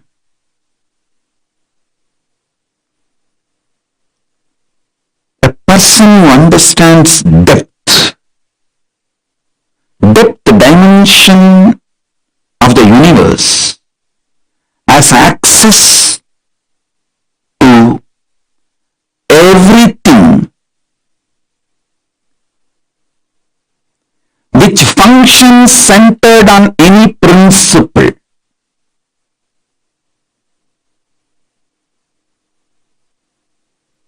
Metallurgy, economy, politics, social science, everything which functions centered on some established principles, some deep cognitions. See, your doctor may prescribe drugs from different pharmaceutical companies. One doctor may give paracetamol from one company, another doctor may give the prescription from different pharmaceutical company, but the fundamental principle, cognitions, will be same for all the doctors who are pro-life, life positive, who are oriented, who are focused on treating the patients. Understand? I was studying why Americans trust Indian doctors. You should know, Indian doctors are the most successful doctors in US, not just in number or making money, trusted by the patients, because fundamentally they don't compromise on the health of the patient. You can't buy an Indian doctor easily. I'm not saying the other culture doctors can be easily bought over. No, I'm not saying any of that. Don't make negative inference. I only wanted to say the statistics available, data available proves not only big pharmas are not able to buy Indian doctors to do unethical practices, the patients also have a high trust for Indian doctors when the patients have choices. Even if they have to travel long distance or take few more steps, they opt for Indian doctors if the Indian doctors are available. That was a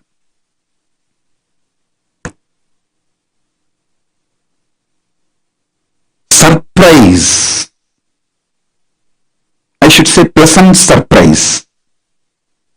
Because fundamentally, Hinduism builds the cognition life is sacred. Ahimsa paramo dharmaha. Make money within the framework of non-violence. Do not violate the fundamental principles of life. So understand, every dimension, when it enters into into the lower level dimensions, it manifests intense power. Now, I want you to understand,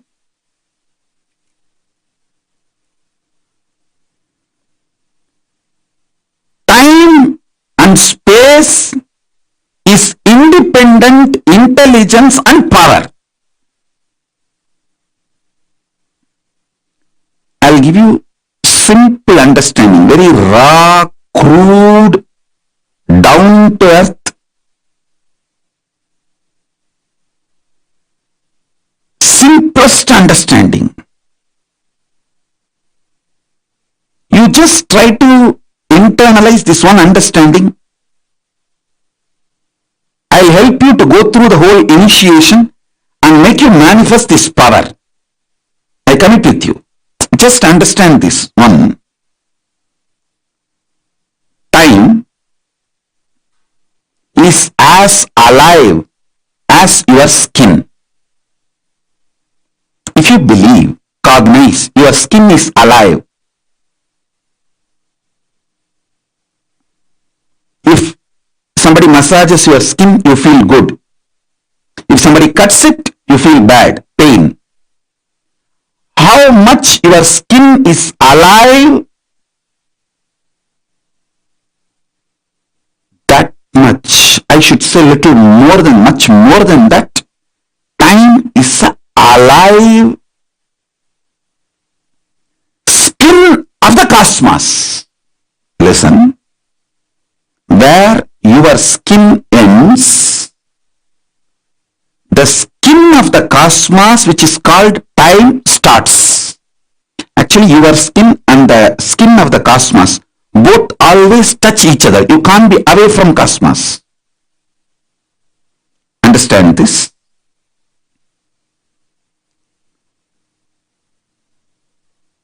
Where your skin ends, exactly that is the spot time starts.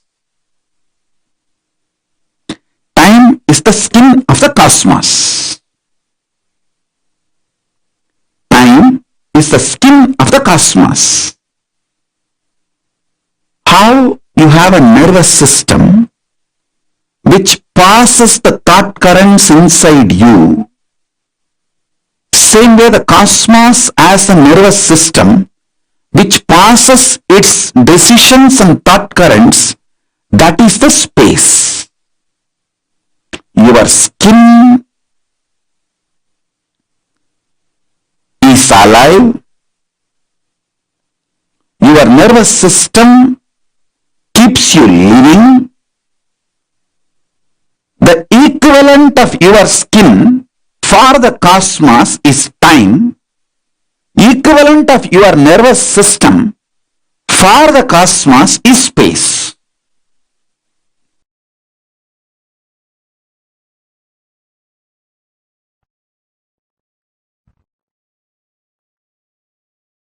The dimension of Chidabhasa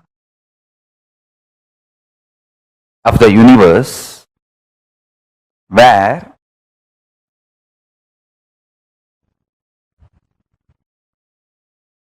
the activism of Chit and absolute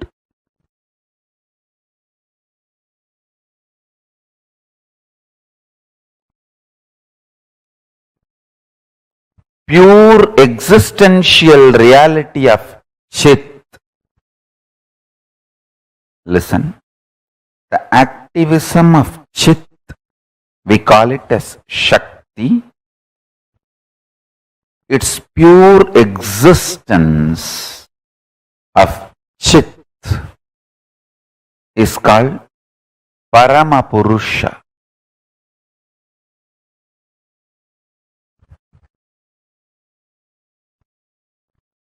These two together, in its pure being space and intense doing space, both together,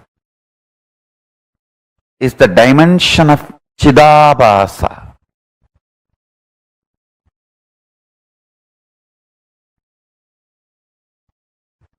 That space of Chidabhasa is the source of all these 5 dimensions of the universe: length, breadth, depth, time, space. Because modern day scientists are trying to use 2 different words, time and space, I am also using the same way, but in reality, time and space is a single sheet. One edge is called time, another edge is called space. There is no watertight compartment or clear fourth wall built between these two. As I said, for some people, that same 100-meter cloth, 70-meter will be time, 30 will be space. For some, the 30-meter will be time and 70-meter will be space. That the time, space, both are same sheet. Imagine. I can even use the word sheath. Avarana. Sheath. Sheath is also apt word. I tell you,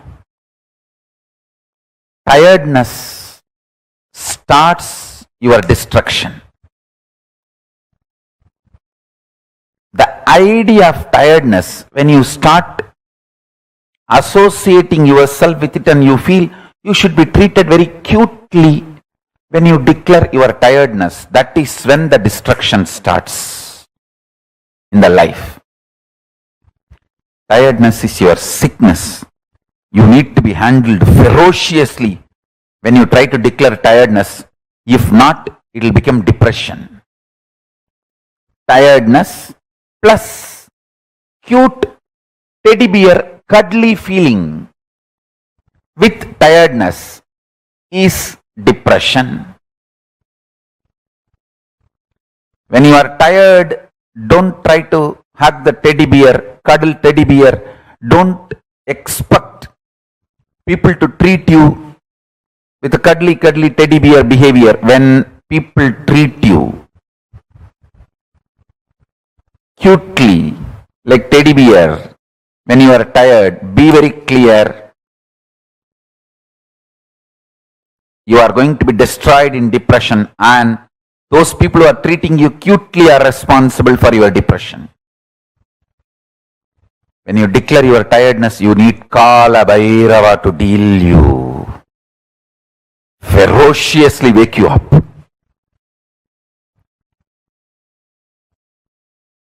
Boredom leads to suicidal, tiredness leads to depression. I tell you, if you are feeling tired, just take a cup of coffee, do some yoga, learn to jog, maintain your body and break your tiredness. Tiredness evolves as chronic fatigue and depression in your system. Tiredness evolves as chronic fatigue and depression in your system. That is why I insist on everyday yoga.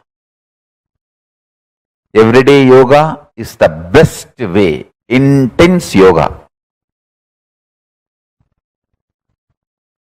If you are going for work, at least 1 hour yoga.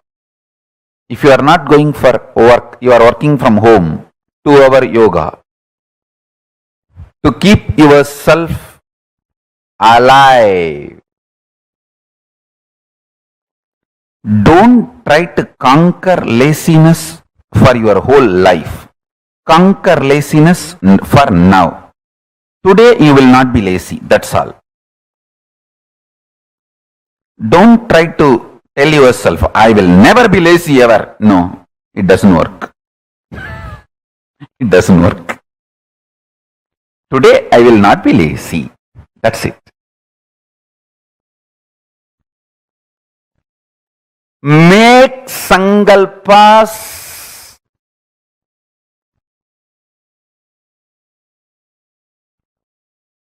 only to the time space available to you immediately.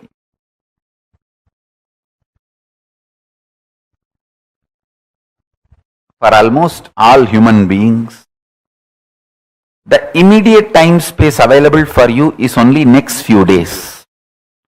Because by the time your space becomes different, you fall into deep sleep, tiredness, boredom, and when you come back, you are not the same person. Hey, don't try to act as the same person when you come out of your sleep.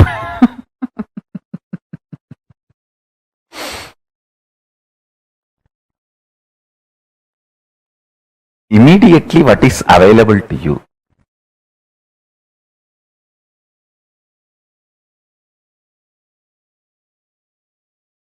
Make sankalpa for that.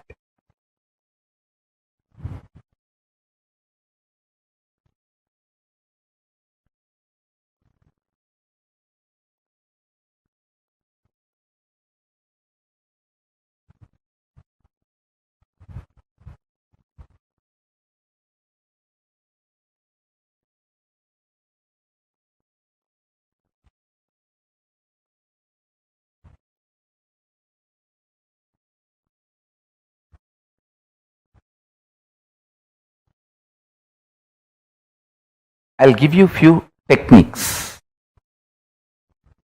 and understandings about this time-space continuum.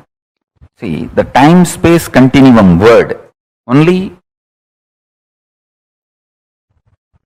I am trying to explain by using the original Sanskrit word Chidabhasa.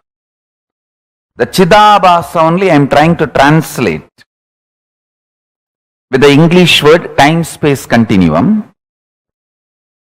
Some of the understandings related to time-space continuum and techniques I will reveal. Understanding is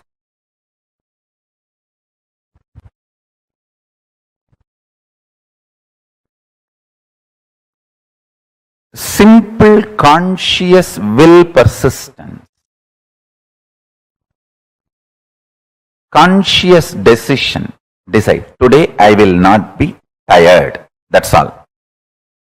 If you decide, I will not be tired for ever, immediately one part of your mind, you have inside you, your automated artificial intelligence version of your wife sitting. Hey, Lucy, how many times you told the same thing? You did the same sankalpa. You tried, and how bitterly, utterly, stupidly you failed. Keep quiet, say.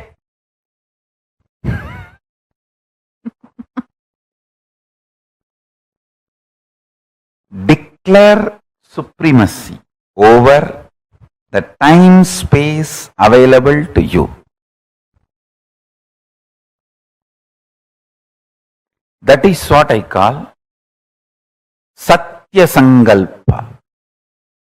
Your whole life is not actually known to you or available to you as you falsely imagine.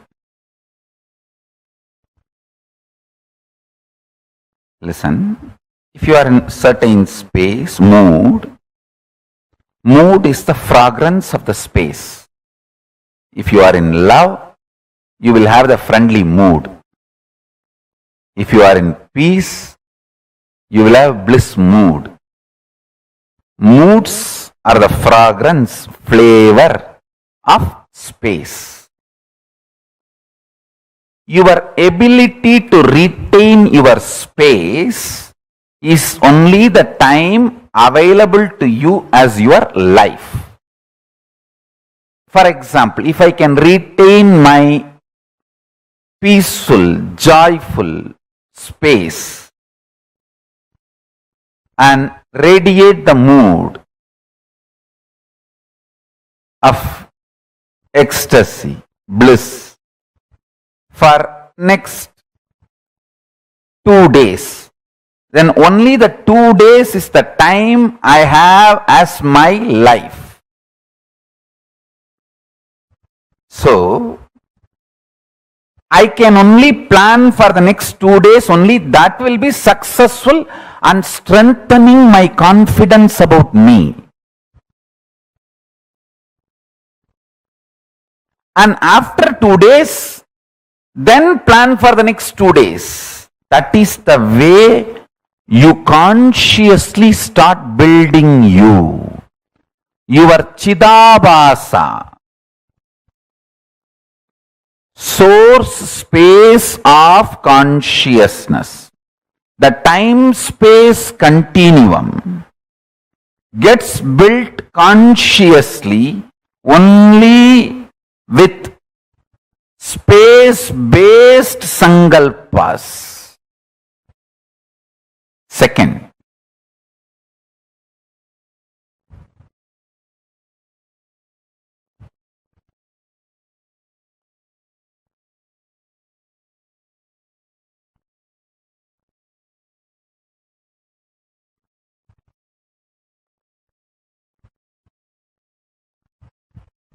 this may look too simple, but when you start practicing, you will understand how powerfully this technique works for you to be stable. Understand? The most beautiful emotion which can bring stability in your life is love. Morning when you wake up the Atma Linga which you are wearing. Mahadeva, please wake up. Morning when you take bath, Swamiji, please take bath. Pour few drop water on that linga. Always wear it. That is the best way. Pour water on your body and pour water on the linga. Swamiji, please take bath. When you eat, whatever you eat, Swamiji, please eat. When you brush, you don't need a separate brush. Nothing is wrong. I am telling you, I am your guru. To whoever I gave the Atmalinga,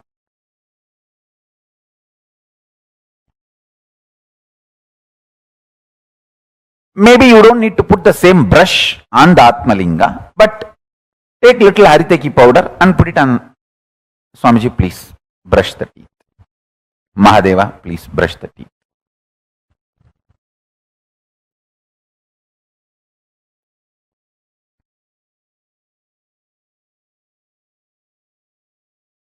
Too simple. And when you are falling asleep, tell him, Mahadeva, please sleep.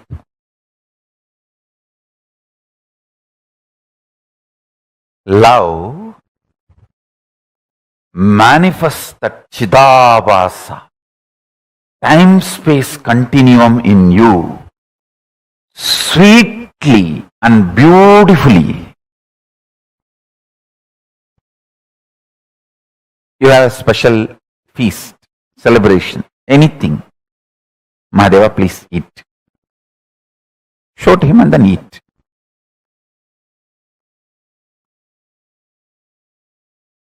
Start this. It is too simple. Time-space continuum. That Chidabhasa will explode in such high energy.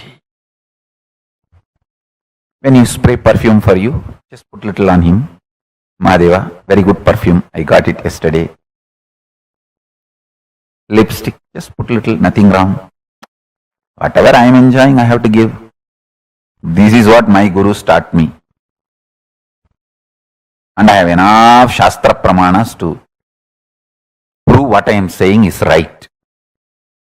Whatever you enjoy,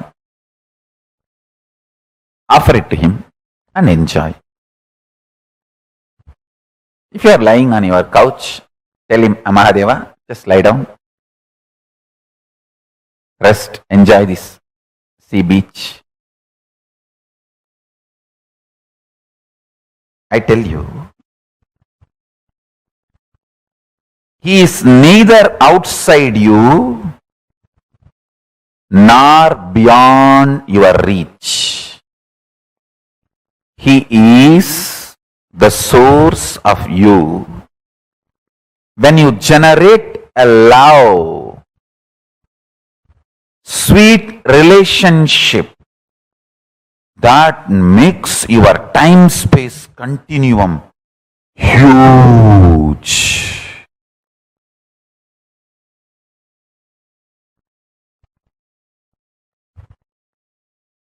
Huge.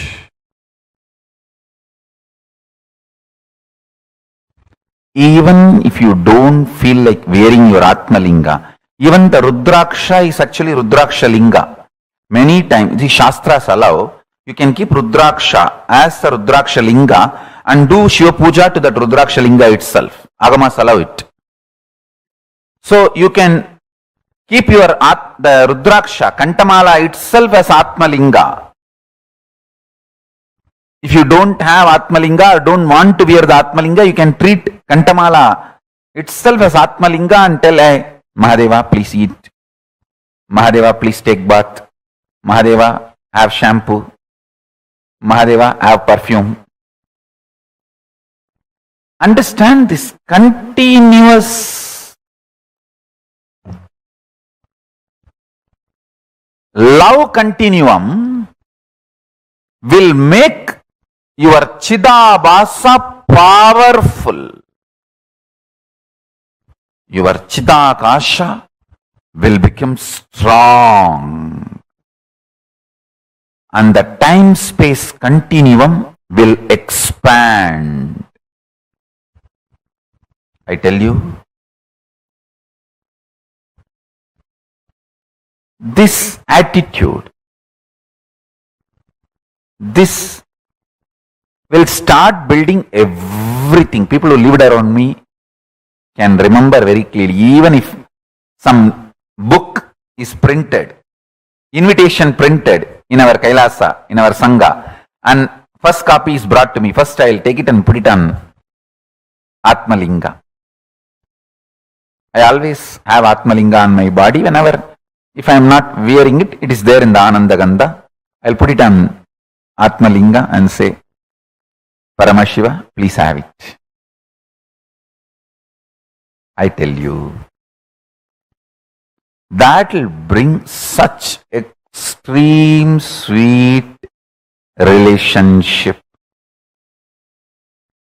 And you just see, even if you start understanding He is watching over, He is continuously seeing you, that is enough to make you fall in love and explode in love. I have seen people, the moment they know I am seeing them, they just go crazy with love.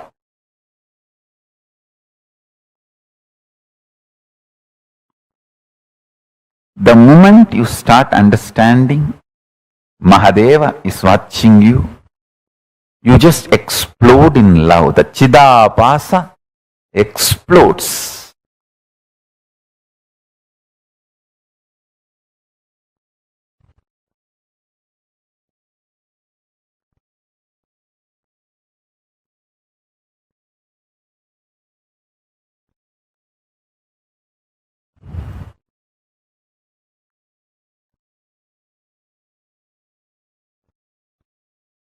Vyutpatti of the word Chidabhasa means the explanation of the word Chidabhasa, Chita Abhasaha Pradivimbaha, reflection, and the source of Chit, consciousness. Buddhavatma Pradivimbe Jivaha Jive. The source and reflection of consciousness, Chit, in the Buddhi, in your being, self. Buddhi vritti Chidabhasau idi Vedanta Karika. This word Chidabhasa is used in Vedanta Karika as buddhi vritti chidabhasau.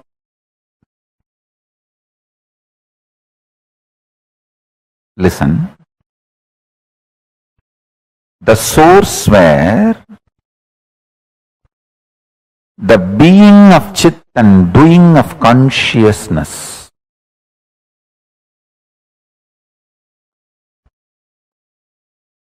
is felt, manifests, chidabhasa. First few days only it will be like a monologue. You are talking to Paramashiva. Just after a few days you will see that he is responding in your inner space. You just know he accepted your food. You just know he is happy with the cold shower you gave. You just know he is happy with the perfume you gave. The love starts becoming complete circle. You give, he showers. You give, he showers. That whole ecstasy starts. I tell you. He always showers. He always showers. He always showers.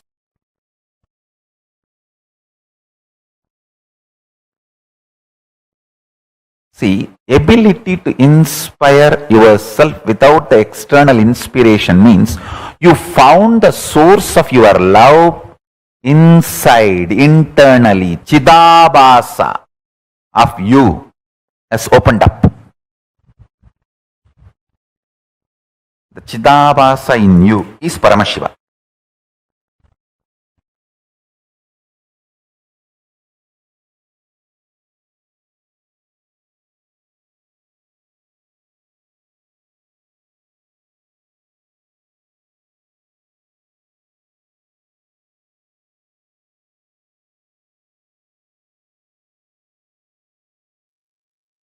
How many of you understood the time-space continuum in the most unique aspect? For how many of you this time-space continuum was a very, very, very beautiful thing? What did you understand as time-space continuum? Let's start with that. I think this is one of the most important and most unique revelations from Swamiji, to be able to understand the time-space continuum. How this whole thing functions and how we experience it. See, first step for this, I request all of you to post what all have you understood so far. Meaning you're learning about something like very, very, very powerful, right? So just take a few minutes and I request all of you type and post what did you understand. Ma Sherry Gao, Karen Hadley, Ma Sonia Rao, and Ma Margarita, Madonna, Fei Yu Wong. I request all of you take a minute and post what you have understood. Masuda Dandapani is posted. When we generate, okay, this is the last session. Can I request all of you to post it now? What did you understand?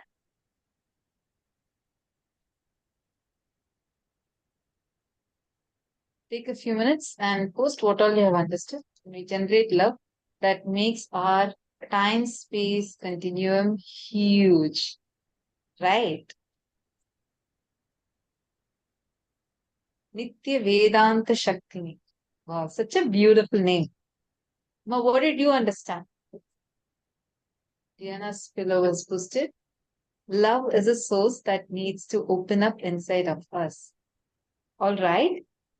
Is it something that needs to open up inside of us? Or is it our own dimension that exists that you just need to express more? Love is something love is our very way of life. That energy is continuously existing. And you don't need to open up that love because that energy is there. You just need to channel it a little more. You exist, every breath of yours is infused with that love. Whether it's a calculated love, selfish love, or a selfless love, it is existing in some form or another. Even if it's the most selfish love, it is still that love energy that's existing in this. All right, I request all of you to post. What else did you understand?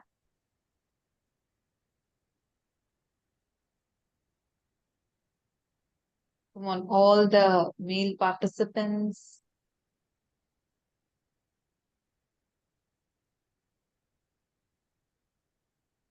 Come on, everyone. Okay. Deepak Katharaya has posted a question. I think you posted it a little while ago. Previous.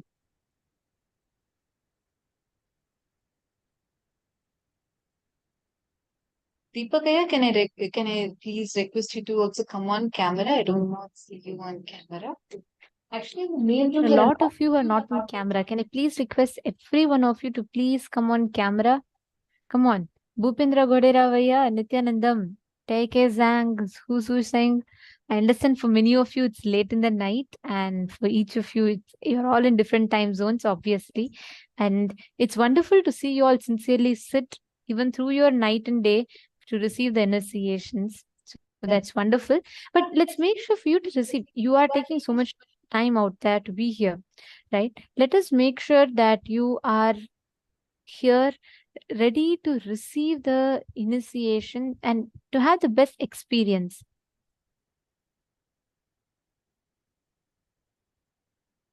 Come on. Can I request every one of you to come in the camera? Very, very soon we'll all be entering into darshan and we'll be entering into the preparation for the darshan. So it is very important that we understand these truths.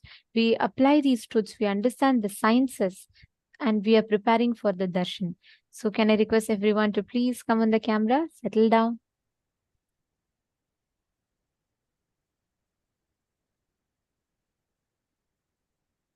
All right.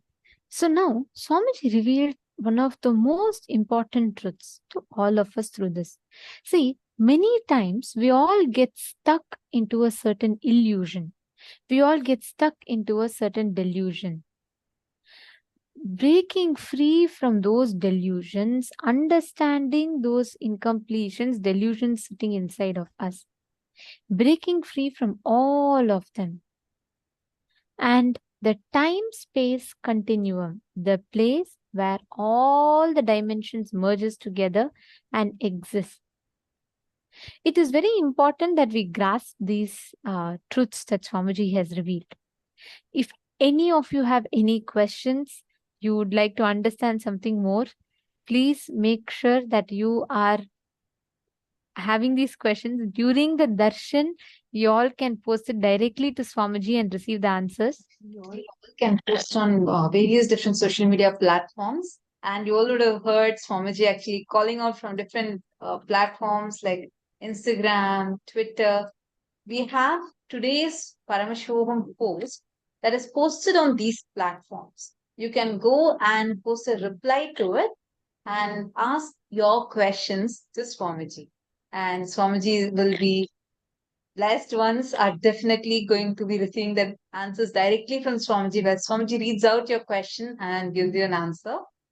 Okay, Tirthurupaya has posted time space continuum exists for everyone, but it's experienced differently by all.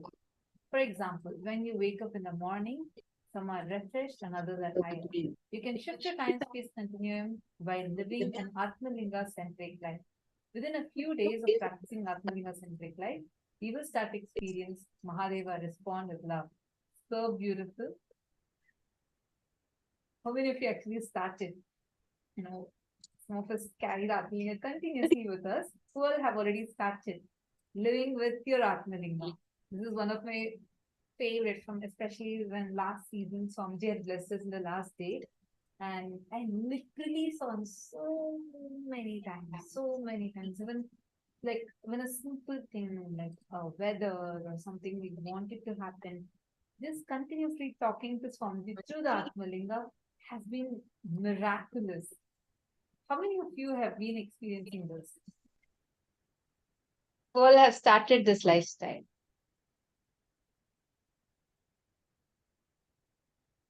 Living with your Atmalinga. All have started. Come on. Anybody side? No one? I don't see any. I have started. Okay. Punitha Naya's waving his hand and he's showing his Atmalinga. Okay. Who else?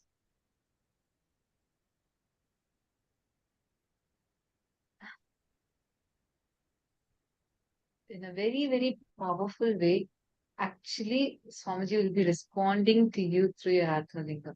It's just so powerful.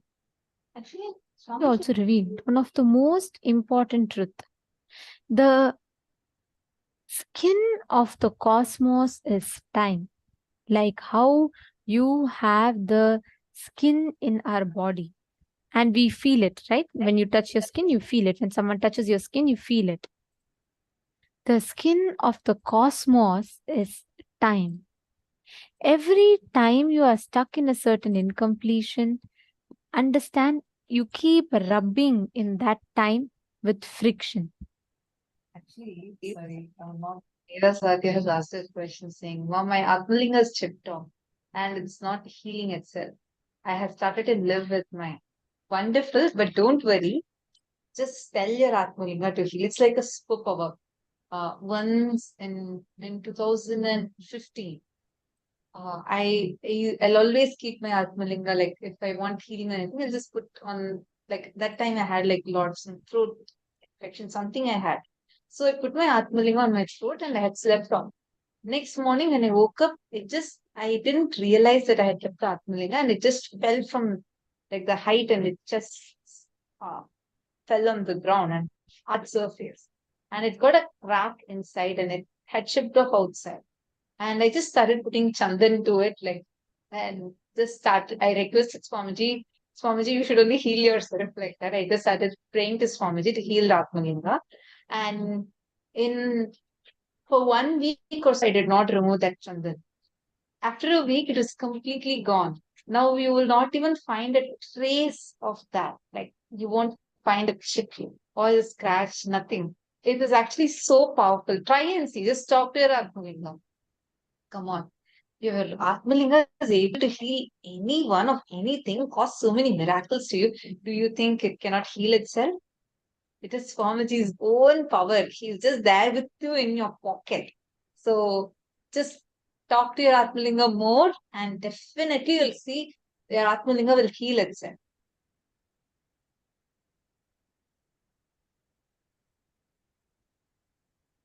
Consciousness, the skin of the cosmos, time is constantly rejuvenating itself. This rejuvenating skin, time penetrates our skin and constantly rejuvenates us. Yes, beautiful. That's a very beautiful understanding and a very important one as well. Like Swamiji revealed, the equivalent of our skin for the cosmos is time, and the equivalent of our nervous system for the cosmos is space. The time and space continuum and the way it exists as reality for us, it is not the way it exists as reality for others. The way I experience time space continuum, the way she experiences time space continuum, the way you experience time space continuum, it is different. It is not the same for all of us. Ability to inspire yourself without the external inspiration means you found the source of your love inside internally, the Chidabhasa. Chit Abhasa. Chit Abhasa is experiencing your consciousness, the love. That is time space continuum. These are the three most important truths Swamiji revealed. First is about the skin and nervous system of the cosmos, which is time and space. Second is about how the time space continuum is a reality, different reality for each of us. And the third is how your ability to inspire yourself without external inspiration means you found the source of your love inside. That is your Chidabhasa. Actually, in Gurukul, right, it's a very beautiful thing that Swamiji brings us all up with. In Gurukul, we never are entertained to have anything exciting us, anything that we like, depend on externally. We're always taught to have the source of inspiration as internal. How we drive ourselves as something internal, the eternal component. As long as it's outside, it's ephemeral, it's not eternal. The moment it is from inside you, it is inexhaustible because the resource is inside of you. For example, many of you, after you finish your morning puja and you're just freshly starting your day, you feel like there's so much of space in you. What is space mean? Like, for example, you start planning, this is how you want to get your day done. Just so you're going to do this is A, B, C, and this is part of your to-do list for today. And you're going to achieve these goals for today. And you start with a fresh morning, right? These are some days. And there are some other days where you feel like, okay, you know what? I don't really feel like doing it. I don't really think I could get things done. And I feel really down. And you feel it would be like, let's say you wake up at the same time. 6 a.m. you woke up yesterday, you were all joyful, you're blissful. You felt like there is so much of time that's available for you. You're able to plan, you're able to get things done. The very next day, you also feel like you're again waking up in the same time, but you're dull, sometimes depressed, bored, and you don't feel like you can get anything done. How many of you have experienced these two types of you, like these two dimensions of you? Who all have experienced this?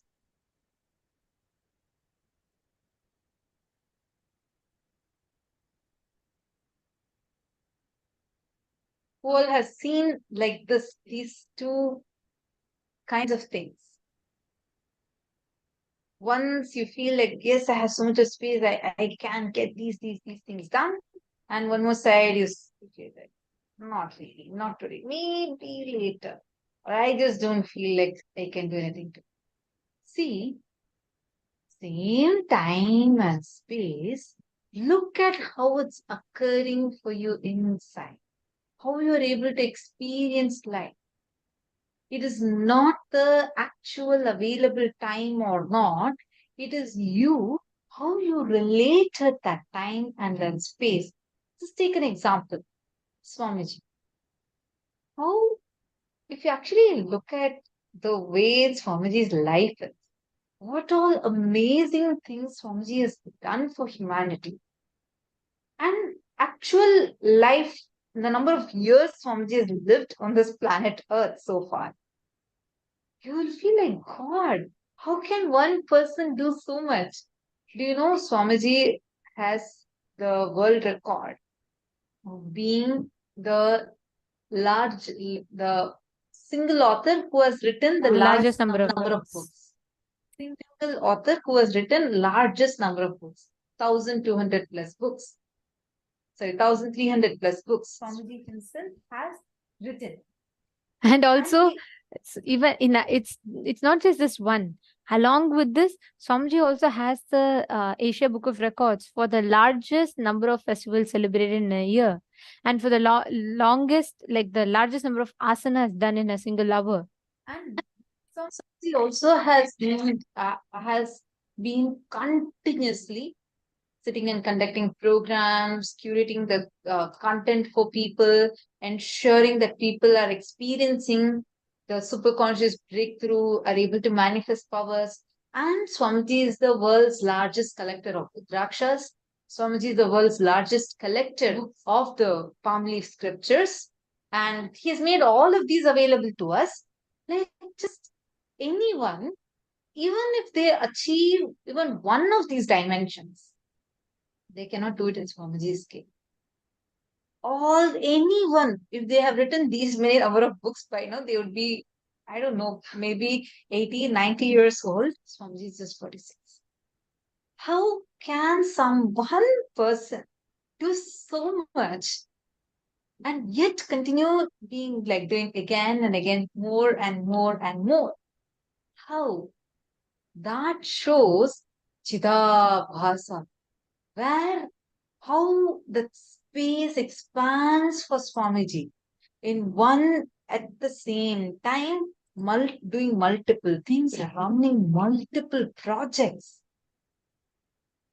And sitting, and Swamiji will not, like how Swamiji says, right? You're not a number for me. You're a being for me. He will attend to each one of us one by one.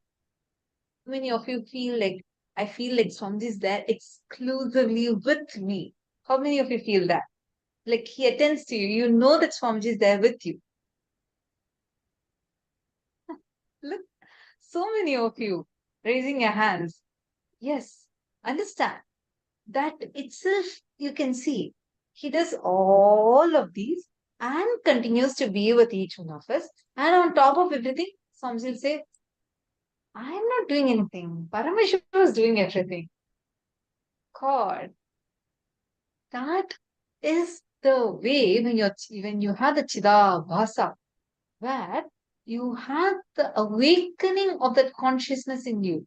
You have access to your whole space. You can just rock the world the way how Swamiji is doing. He's just there with us, continuously being with us. How many times you have felt like Swamiji just knows what you're thinking, and he'll just exactly attend to you. It might be through a blessing, it might be through a darshan, it might be through a satsang. It'll be like every satsang, so many times in satsangs, I'll feel like, yes, Swamiji is just talking to me. This is just for me, Swamiji is talking. And I'll see even so many more people feel the exact same thing. How attending to each one of us and doing so much and making on top of everything, he makes this whole thing available completely for free to people. Whether it's books, whether it's the education, whether it is food, whether it is the health techniques, everything, yoga sessions. How? This is what will happen to you when your Chidabhasa, that awakening happens. What Diana's pillow is saying, it's unreal, but we are seeing it in reality. That's actually just to, even if you start meditating, start even cherishing how Swamiji lives. Even if you just entertain that cognition in you, just entertain that cognition in you, your inner space will start cognizing that. From young age, what do we entertain? We entertain struggles. We entertain, oh God, time is not enough. We can't do this. We can't do that. One thing at a time. All of these. And there's always, what do you hear about? You hear about stress, you hear about struggles, you hear about this and that to achieve success. So by default, your understanding becomes that to achieve success, I need to go through all of these. Bhupendra Goderavaya is asking, what Swamiji has written? 1,300 books? Yes. Swamiji has written more than 1,300 books. All these books are available completely for free, and you can access these in nithyanandapedia.org. It's completely for free. 1,300 books Swamiji has written. And this is like addressing all aspects of your life. You literally, any problem you have, just go pick up a book of Swamiji, it'll already have a solution for you. And whether it's books on astrology or Upanishads, various scriptures of Hinduism, all the major scriptures, Swamiji has already spoken about it and written about it. And on top of that, like research Swamiji does. Like, for example, you all would have noticed, right? Like songs that we have during the darshan. Many of those would be like specific mantras. That mantras would be for that particular deity, and you will not get it that easily. It's not something that's it's just available on YouTube. No, there's Swamiji will identify which siddhar actually wrote that mantra and who was the siddhar for that particular siddhas. The ancient scientists who specialize in alchemy, the spiritual alchemy, and they have certain techniques like just through sound and vibration. They'll help you awaken your kundalini, do the spiritual processes in you. So Swamiji will identify whatever initiations, like every day Swamiji will gives us so many amazing initiations, right? Each of these initiations, Swamiji will go, refer back to the scriptures, pull out the exact reference for that process, and he will test it on himself, and he'll find out which siddhar had given that particular process, and he'll go and pull up the exact song or the mantra that is from that siddhar, and that is what is played during the darshan. Or take the jewels. How many of you notice, like based on the initiation, Swamiji wears some specific jewels. Like whenever it's Nataraja, you'll always see that Nataraja deity on Swamiji's this heart chakra. You'll actually see specific jewels like that. Same with the ayudams, like whatever, like if Dakshinamurti is coming and sitting, you'll actually see whether the jata style, or the detailing. All this Swamiji only micromanages and does. And at the same time, Swamiji will be micromanaging, like he will know exactly how many plates are there in Tiruvannamalai for the Annada.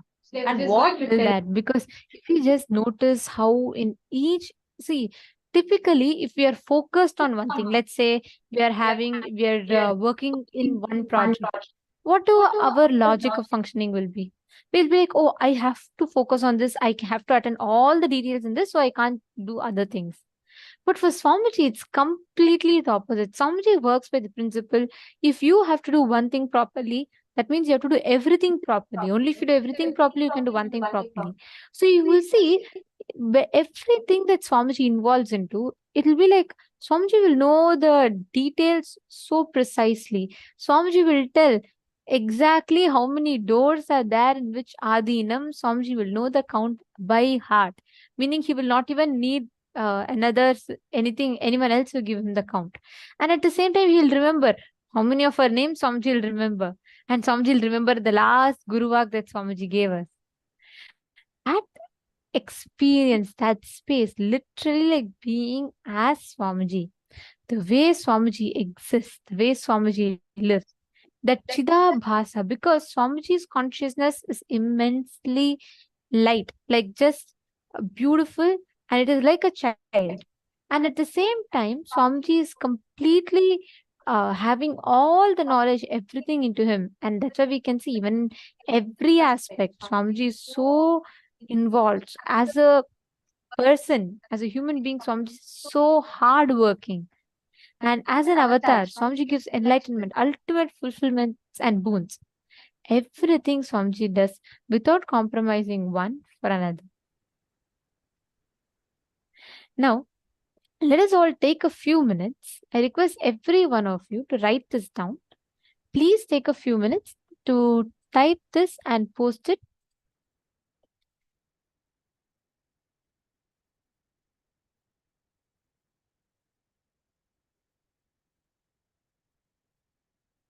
These are the 5 cognitions for you to understand the time-space continuum. So please take a few minutes and you all can type it down.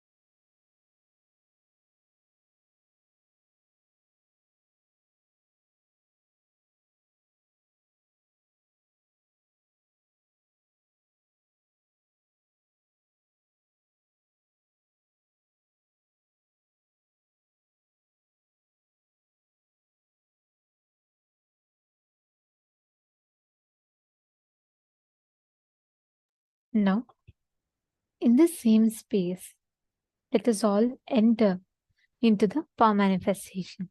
See, all of us have now understood about the time-space continuum. We also typed out, internalized this. Now, can I request every one of you to please sit straight?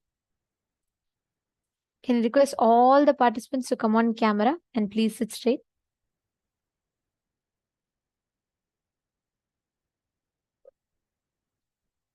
Come on. Can I request everyone to please come on camera? Ma Janel Silal, Ma Mingto Singh. We're all going to be entering into the preparatory sessions for the darshan, and all of these processes are very important. Can I request everyone to sit straight? Okay. Please listen carefully. You are going to be now experiencing the Chidabhasa.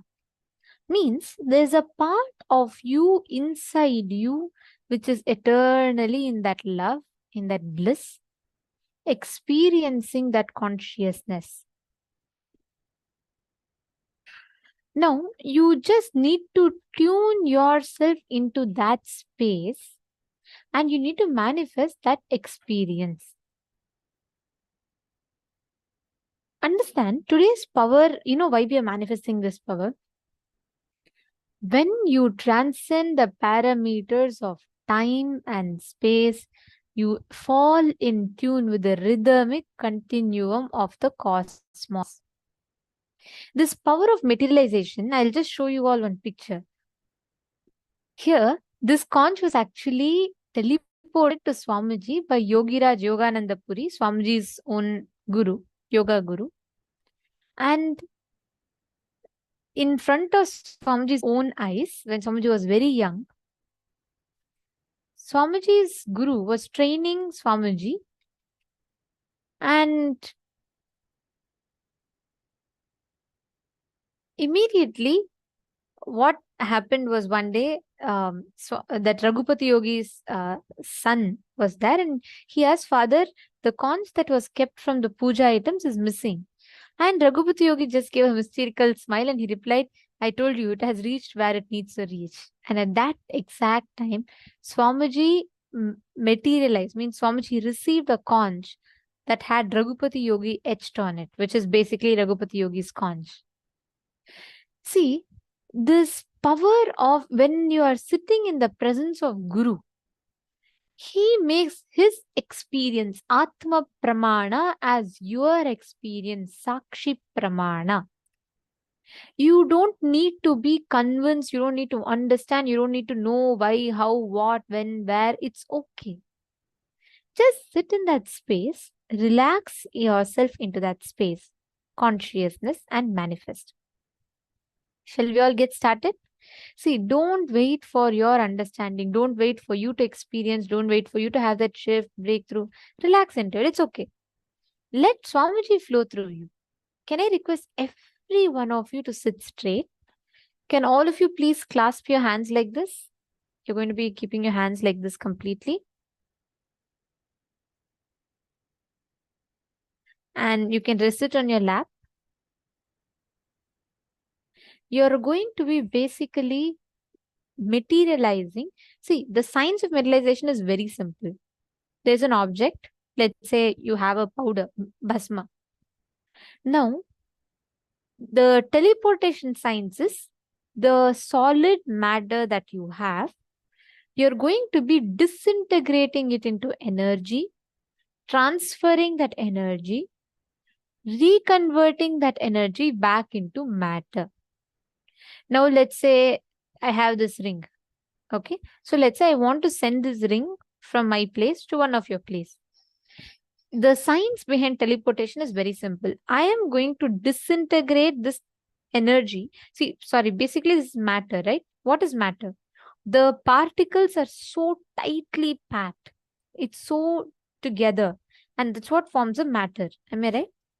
Now, the science is very simple. I'm going to be disintegrating this matter to energy. I'm just going to be making it back into particles. So let's say that matter now becomes energy. And then I send that energy to whichever desired place, and I reassemble that energy back into matter. You just need to know the science. Don't worry about the results. Know the science, understand how it works. Now, keep a plate of any powder on one. Keep empty plate right in front of you. Just look intensely through the third eye. Observe the matter into energy. Visualize like a golden light and send that energy back into matter in the other plate. Just play with this power, okay? Shall we all start? Don't try to focus, concentrate, just play with it. Chant the Mahavakya. Let us all please start.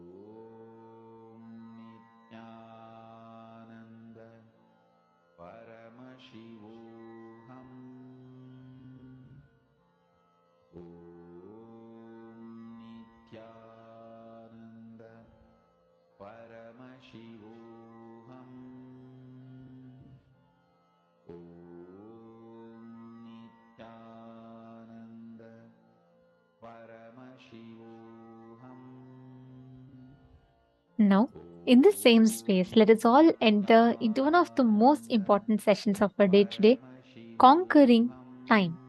This is a very important session. I request all of you to provide your complete listening and let us listen to the session Revelations on Conquering.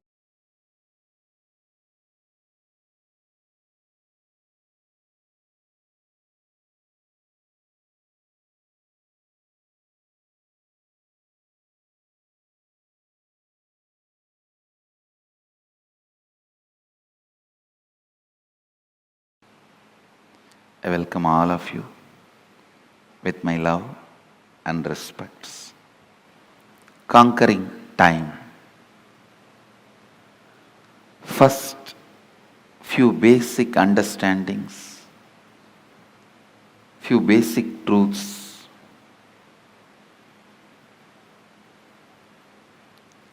Please understand,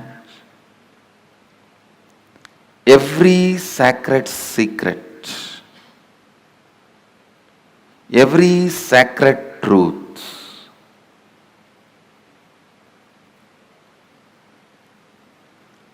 I am uttering, every word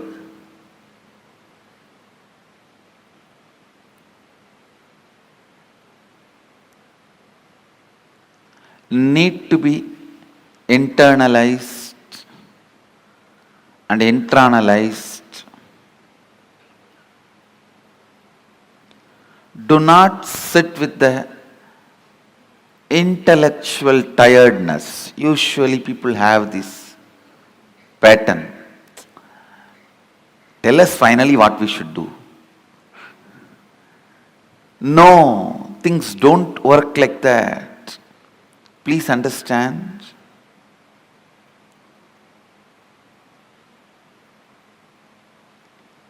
Every word I am uttering matters. I'll give you a small example from my own life.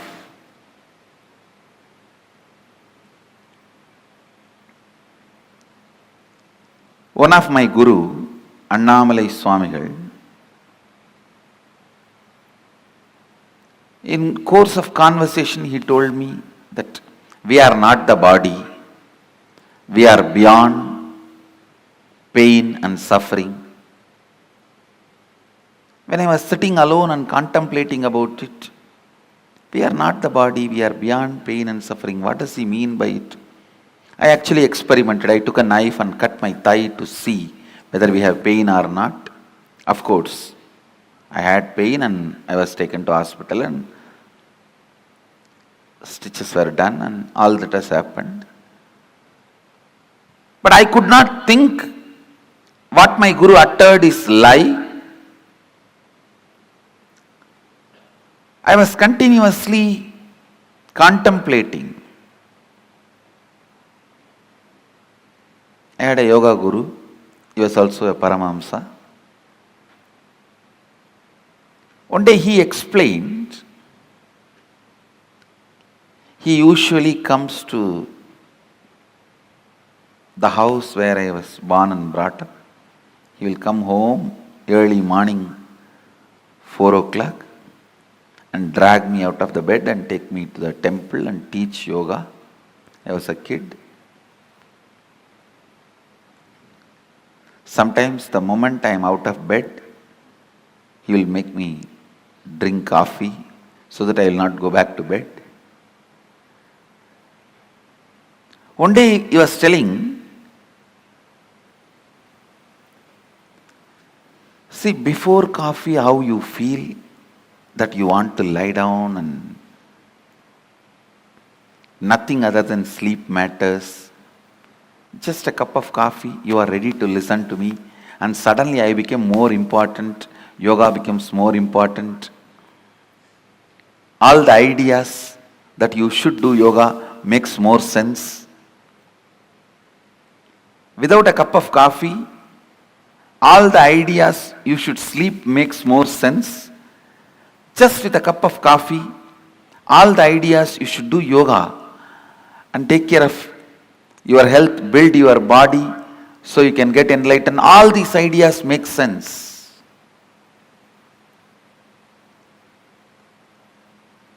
he made a very important statement which I want to translate in English for all of you. He said,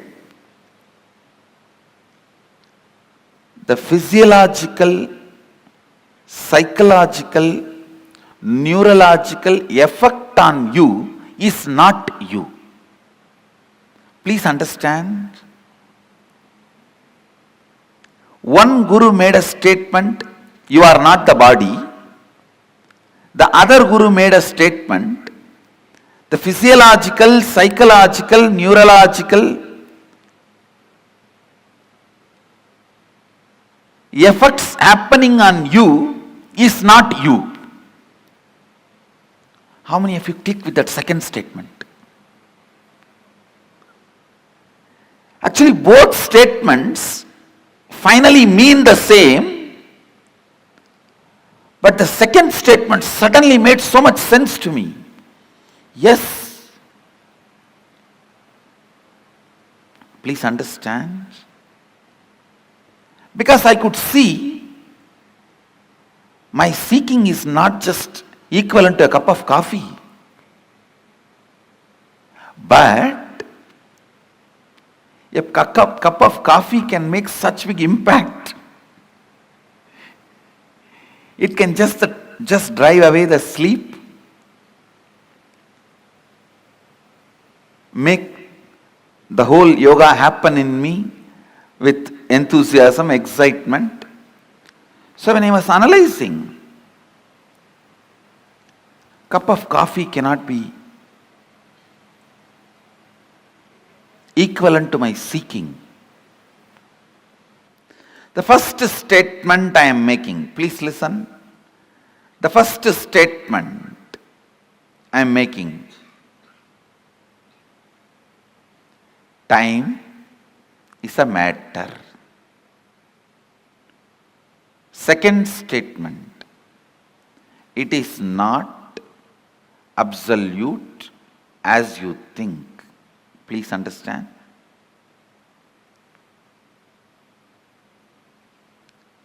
Now I will make these statements into your experience.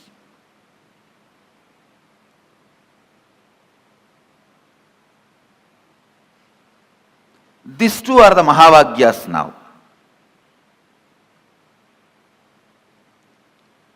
When you perceive this world through this body, you can never doubt the authenticity of this body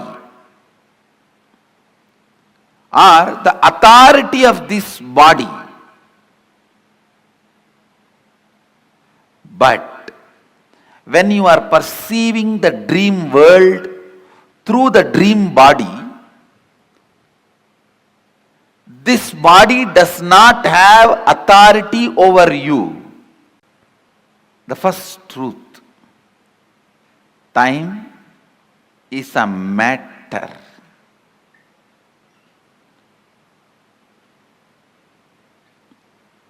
And it does not matter. Time is a matter and it does not matter.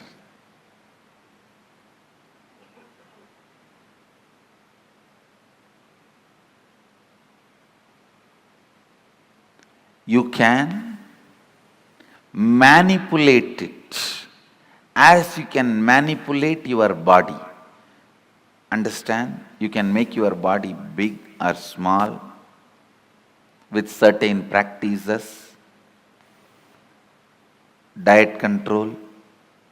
You can manipulate it. You can play with it. Same way, you can play with time. You can play with time. When I need to be in the house, The next is the Manasa Puja, the offering of the internal worship. Let us offer, invoking the deep sacred sentiments of offering the best of the best to our Master in this Manasa Puja. Time is endless when you are in pain. Time is long when you feel bored. Every time is determined by your feelings and psychological conditions, not by clocks. So learn to have nice time always.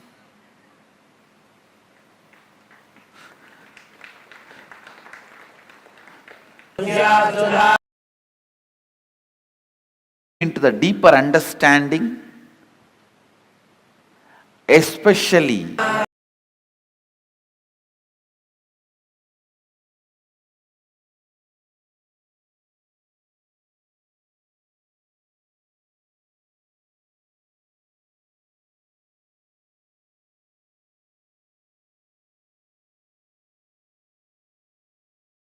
want. The next offering is The whole life सर्वभूतान्तरस्ताय सर्वभूतान्तरात्मने कल्पयाम्युपदेशार्थम् आसनं ते नमो नमः ॐ ह्रीं इदं सुवर्णासनं सर्वदेवदेवी स्वरूपाय भगवते श्रीनित्यानन्दपरमशिवाय नमः.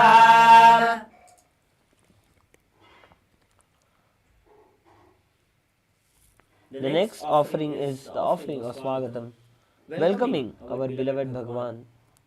Please take a few flowers in your hands and offer it at Swamiji's feet by the end of the mantra. Swagatam Om Shantatvat Sarvakatritvat Bhavo Parahilayanat Shiva Ukto Mahatantra Mantra Vidhya Shiva Tasmai Shivaya Gurave Veeragakaya Vaye Ameyatvadanantoyam Ajatvaja Prakirtitah Yasya darshanamichanti deva swami prasidaye tasmai te parameshaya swagatam swagatam prabho adya me sakalam janma jivanam sabalakriyaah swagatam yatvaya tanme tapasa phalamagatam om hrim sarvadeva devi swarupa Bhagavan Shri Nithyananda Paramashivam Swagatam Suswagatam Te. The next is the offering of Padyam, the offering of water for washing his feet. Now please take a cup of water in your hands and offer it at Swamiji's feet by the end of the mantra. Padyam Om Yadbhakti Samarvat Paramananda Samyavah Tasmai Te Parameshana Padyam Shuddhaya Kalpaye Om Hrim Etat Padyam Sarvadeva Devi Swarupaya Bhagavate Shri Nithyananda Paramashivaya Namaha. The next is the Arghya, the offering of the traditional bouquet. Now please take the Arghya in your hands and offer it at Swamiji's feet by the end of the mantra. Arghya Om Durvakshata Samayuktam Bilvapatram Dadhavanam Shobhanam Chandavadrastam Grahanargham Maheshwara Om Hrim Eshwarghya Sarvadeva Devi Swarupaya Bhagavate Shri Nithyananda Paramashivaya Swaha. The next offering is the Achamaniyam, the offering of water for washing the mouth. Now, please take a cup of water in your hands and offer it at Swamiji's feet by the end of the mantra. Achamaniyam Om मन्दाकिन्यास्तु यद्वारि सर्वपापहरं शुभम् ग्रहाणाचमनीयं त्वं मया भक्त्या निवेदितम् ॐ ह्रीं इदम् आचमनीयोदकम् सर्वदेवदेवी स्वरूपाय भगवते श्री नित्यानंद परमशिवाय स्वधा।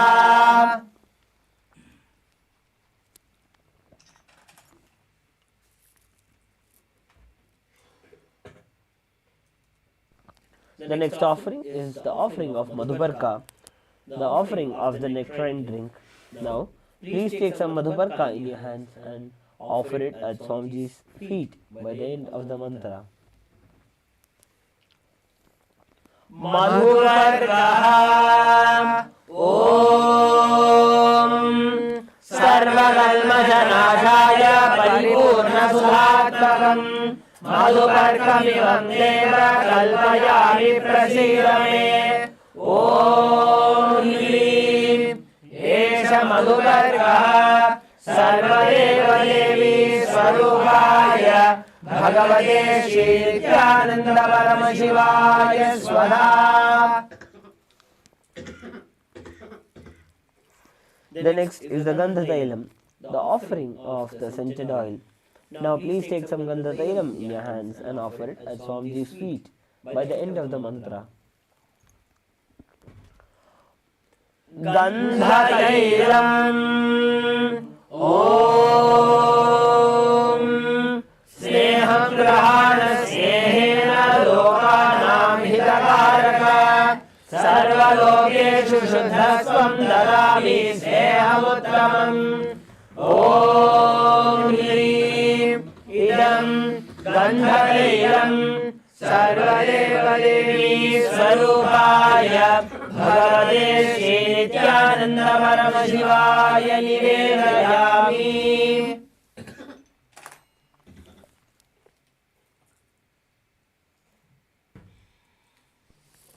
The next is the offering of Snaniyam, the offering of sacred bath. Now, please take a cup of water in your hands and offer it at Swamiji's feet by the end of the mantra, and please ring the bell as you do so.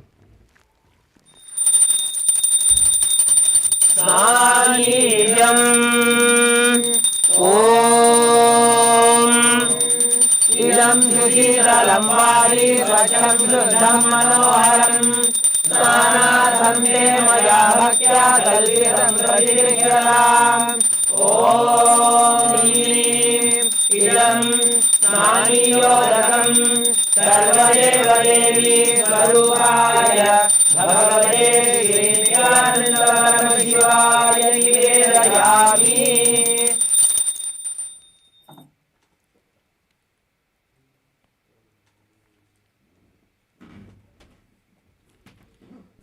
The next offering is the offering of Vastram, the clothes. Now, please take a few flowers in your hands and offer it at Swamiji's feet by the end of the mantra.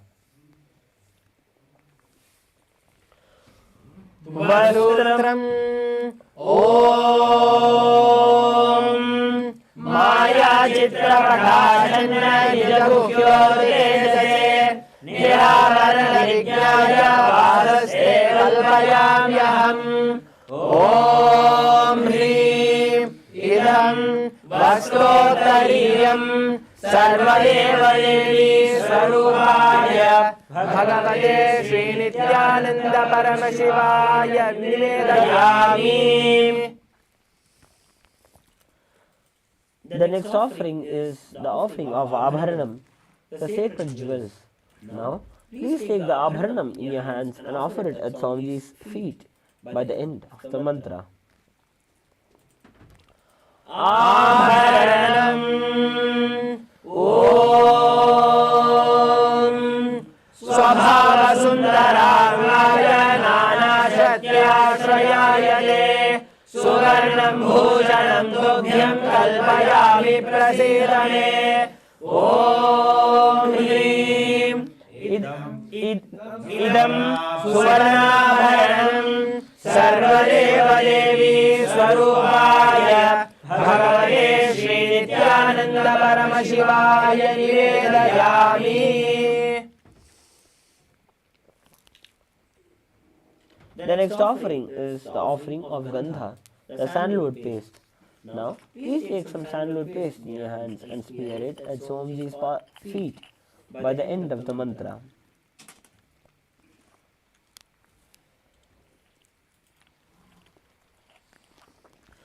Gandha Om Shariram Tena Janami Chestam Naiva Janaiva Cha Maya Nivedikan Gandhan Pranigrisya Vilipyatam Om Hrim Esha Gandha Sarvadeva Devi Swarupaya Bhagavate Sri Nithyananda Paramashivaya Namaha. The next offering is the offering of Pushpam, the fragrant flowers. Now, please take a few flowers smeared with sandalwood paste in your hands and offer it at Swamiji's feet by the end of the mantra. Pushpam Om Turiyavana Sampannam Nanar Gunamanoharam Ananda Saurabham Pushpam Grihyatam Idamuttamam Om Hrim Etani Sajandana Pushpani Sarvadeva Devi Swarupaya Bhagavate Sri Nithyananda Paramashivaya Paushake.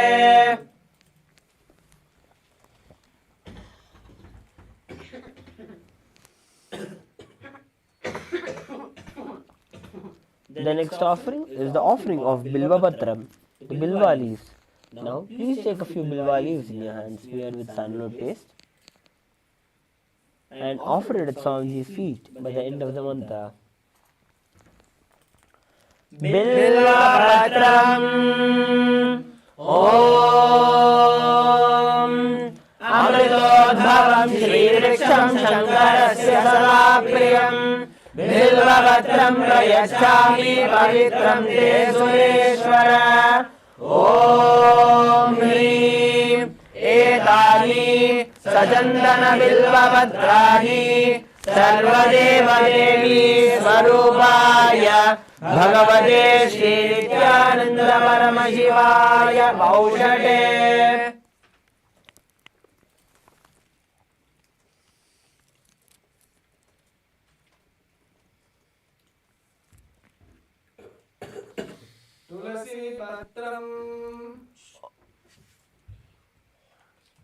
The next offering is the offering of Tulasi Patram.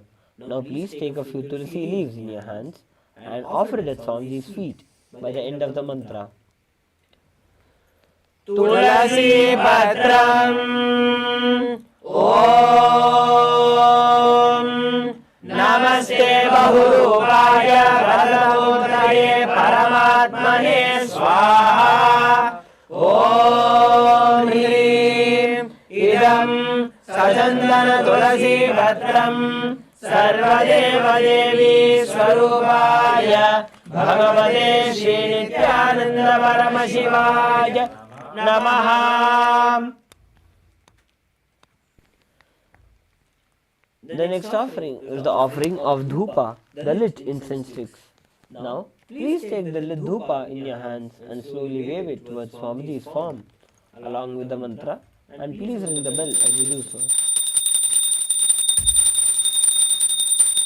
Dhupaham Om Vanaspatirasorivyo Gandhadhyastu Manohara Amre Sarvadevanam Dhupoyam Pradivishyaram Om Hrim Esha Dhupaha Sarvadeva Devi Swarupaya Bhagavate Sri Nithyananda Paramashivaya Namaha.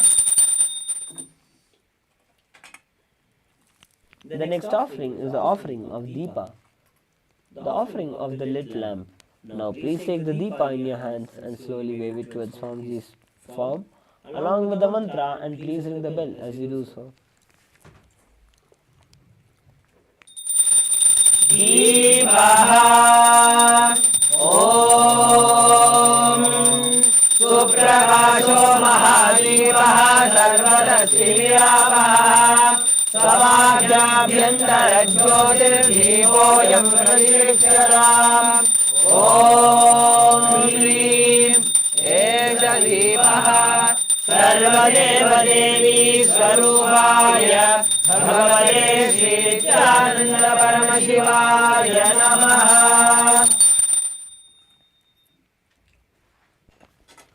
The next offering is the offering of Naivedyam, the offering of food.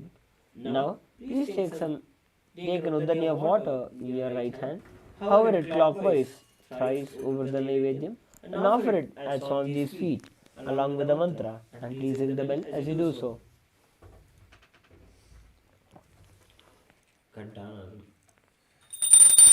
Naivedyam Om Naivedyam Vidhasdeva Sarkaradivirvidam Maya Niveditam Dakshaghana Parameshwara Om Hrim Idam Somagarna Naivedyam Sarvadeva Devi Swarupaya Bhagavate Shri Nithyananda Paramashivaya Nivedayami.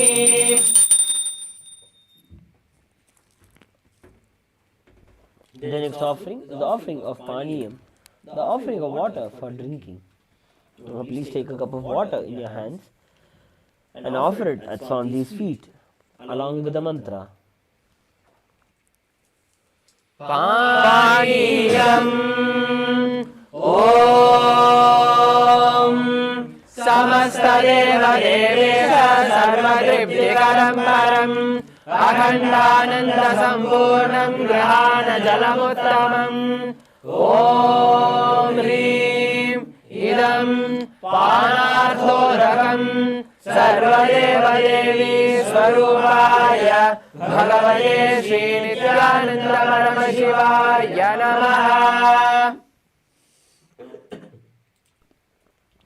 The next offering is the offering of Punarachamaniyam, the offering of water for washing the mouth.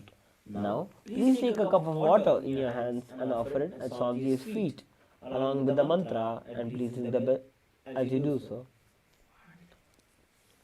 Punarachamaniyam Om Uchishtamapyasuchirvayasya smaranamatrataha Shuddhivapnoti tasmai punarachamaniyakam Om Hrim Idam punarachamaniyorakam Sarvadeva Devi Swarupaya Bhagavate Shri Nithyananda Paramashivaya Swaha.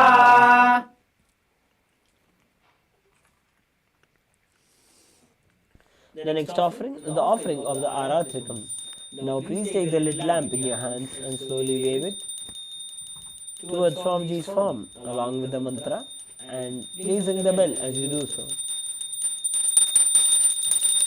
Aratrikam Om Hrim Esha Deepamala Sarvadeva Devi Swarupaya Bhagavate Shri Nithyananda Paramashivaya Namaha.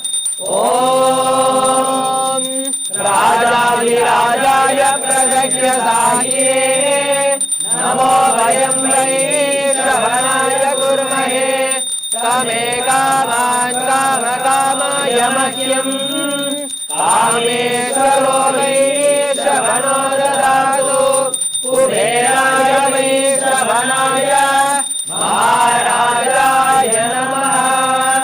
Karpura Gauram Karunavataram Samsarasaram Bhujagendraharam Sada Vasantam Hridayarvinde Bhavan Bhavani Sahitam Namami Bhavan Bhavani Sahitam Namami भवं भवानी सहितं नमामि आरात्रिकं समर्पयामि भगवश्री नित्यानंद परमशिव चरणकमलेभ्यो नमः.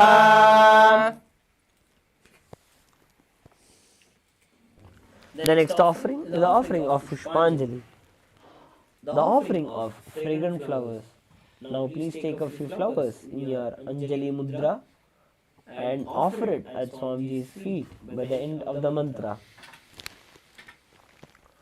Pushpanjalihi Gurur Brahma Gurur Vishnu Gurur Devo Maheshwara Gurur Sakshat Parabrahma Tasmai Shri Gurave Namaha. Akhanda Mandalakaram Vyaptam Yena Characharam Tatpadam Darshitam Yena Tasmai Shri Gurave Namaha. Ajnanatirandasya Jnananjanasalakaya Chakshurunmilitam Yena Tasmai Shri Gurave Namaha. Aneka Janma Samprapta Karma Bandha Vidahine Atma Jnana Pradadena Tasmai Shri Gurave Namaha.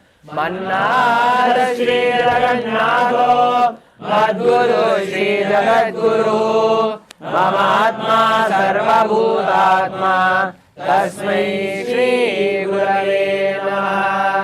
Ishvaro Gururahmeti Murti Bheda Vibhagine Vyomavadyapta Dehaya Dakshinamurtaye Namaha. Nithyanandam Paramasukadam Kevalam Jnanamurtim Dhanvatitam Gagana Sadrisham Tattvamasyaadilaksham Ekam Nityam Vimalamachalam Sarvadi Sakshibhutam Bhavatitam Trigunarahitam Sadgurum Tam Namami. Pushpanjalim samarpayami Bhagavashri Nithyananda Paramashiva Charanakamaleebhyo Namaha. Om Nithyanandam.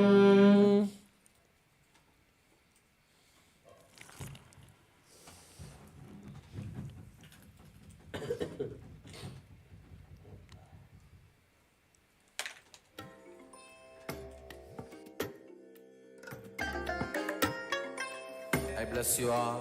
Let you all open all your three eyes and manifest the powers of Mahasadashiva. Om Nithyananda Paramashivoham.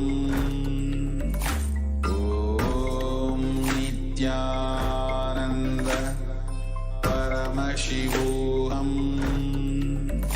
Om Nithyananda Paramashivoham. Om Nithyananda Paramashivoham.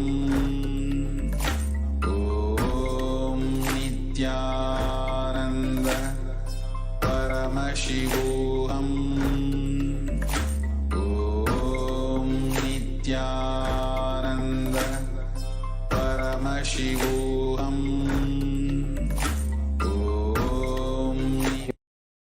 You to just sit for a few seconds, sit straight and just prepare yourself, because this understanding about which I am going to talk gave me the courage to leave the home. Today's subject is Maya. Actually, many times, the young age I used to think I should leave the home, go around, live a sannyas life. Suddenly, one day, when I was reading one of the Shankara's work, on this Maya, somehow the concept clicked. The word Maya cannot be translated into English. Thinking the lesser reality as the higher reality is what we call Maya. What you are seeing, you can't say this is illusion. No, this is not ultimate. Your understanding this is ultimate is illusion. The moment the click happened, I was ready not only to leave the house, decided to live like a Shankara.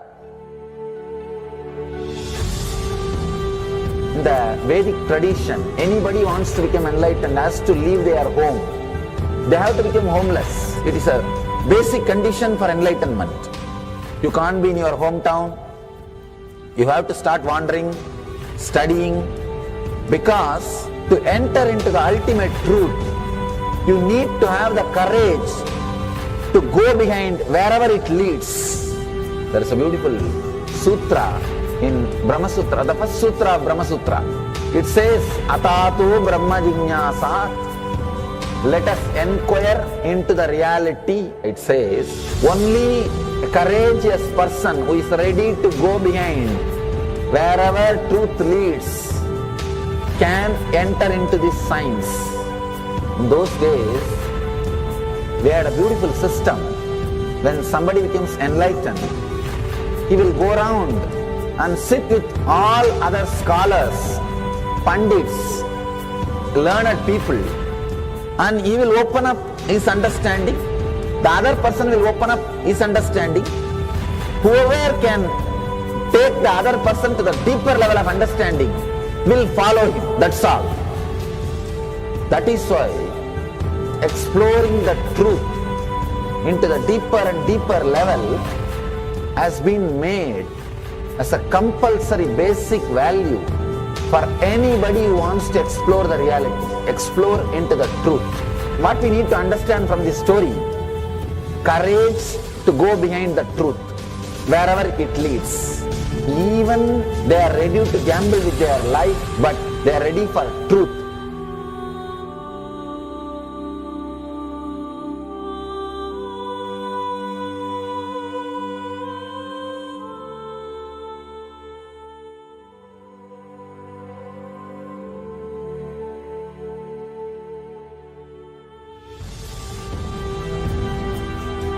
If you accept or start working on the reality, whatever you see can be Maya.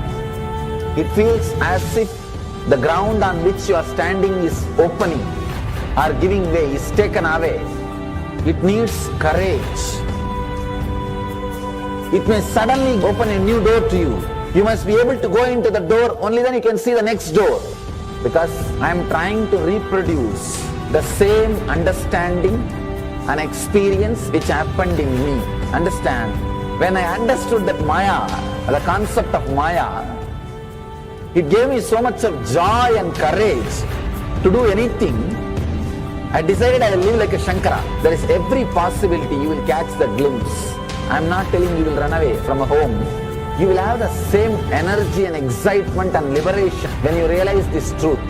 If this one concept Maya is understood logically by you, no suffering can make low curve in you. Nobody can exploit you easily. If you can just open that courage, this understanding can open new doors for you. If you understand this clearly, you will have the courage. If you have little courage, you will have understanding. It's like a circle. Who will start first?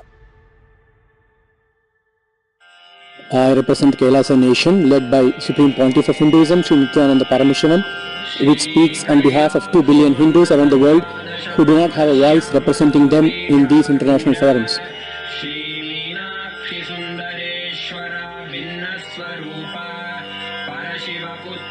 Alright, I'll start from my side first. I'll give the understanding. Let you add courage to it. Let's enter into the sutra. Illusions deceive, colors circumscribe, even divisibles are indivisible. Look becomes Shiva.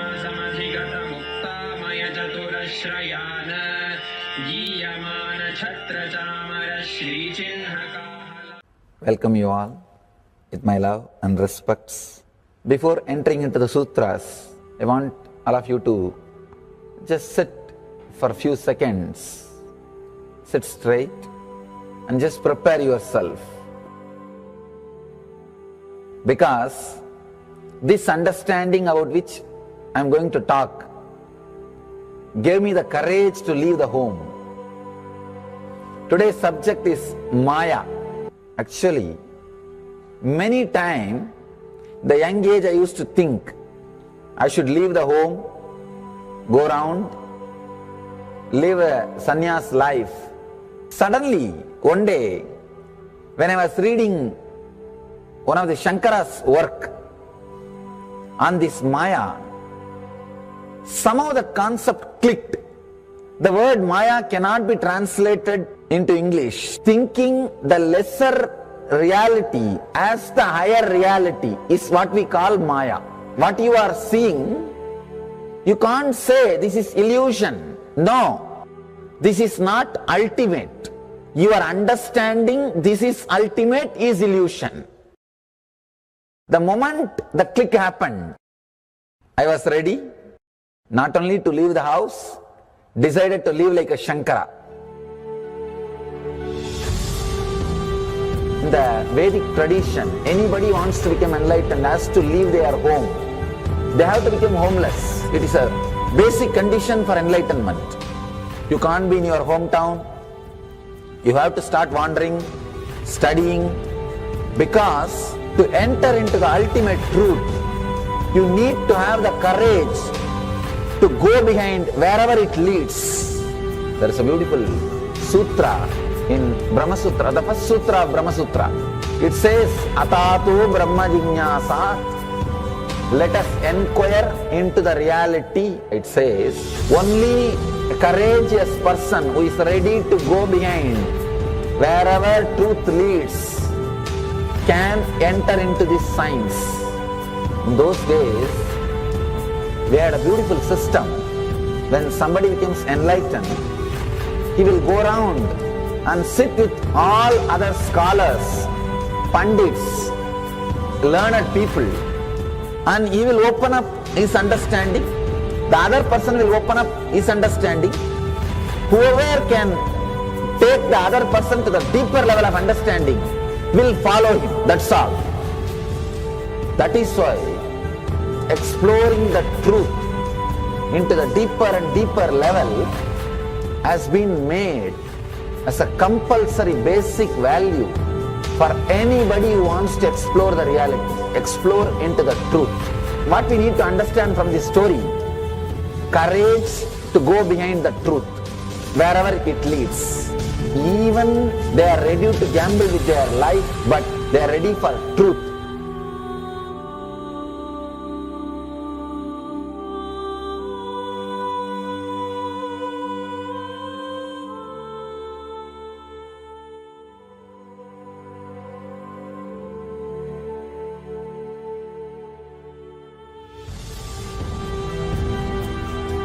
If you accept or start working on the reality, whatever you see can be Maya.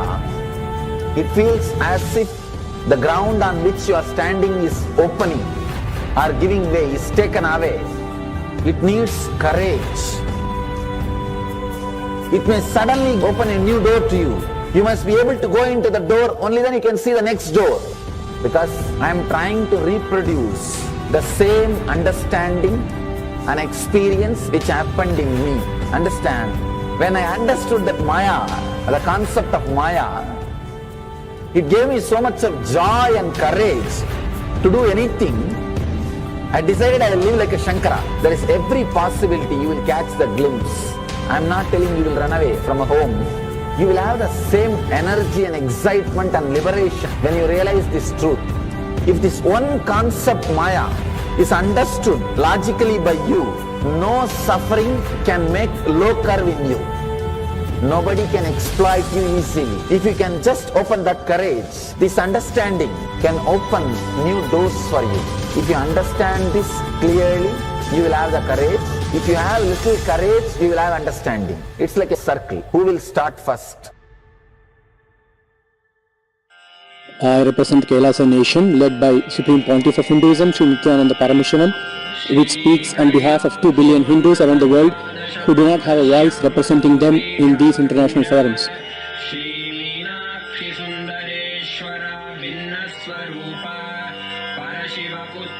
Alright, I'll start from my side first. I'll give the understanding. Let you add courage to it. Let's enter into the sutra. Illusions deceive, colors circumscribe, even divisibles are indivisible. Look becomes Shiva.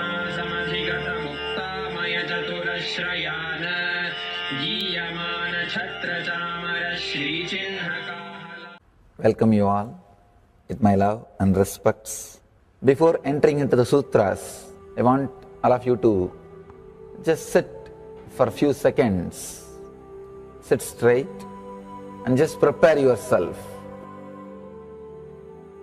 Because this understanding about which I am going to talk gave me the courage to leave the home. Today's subject is Maya.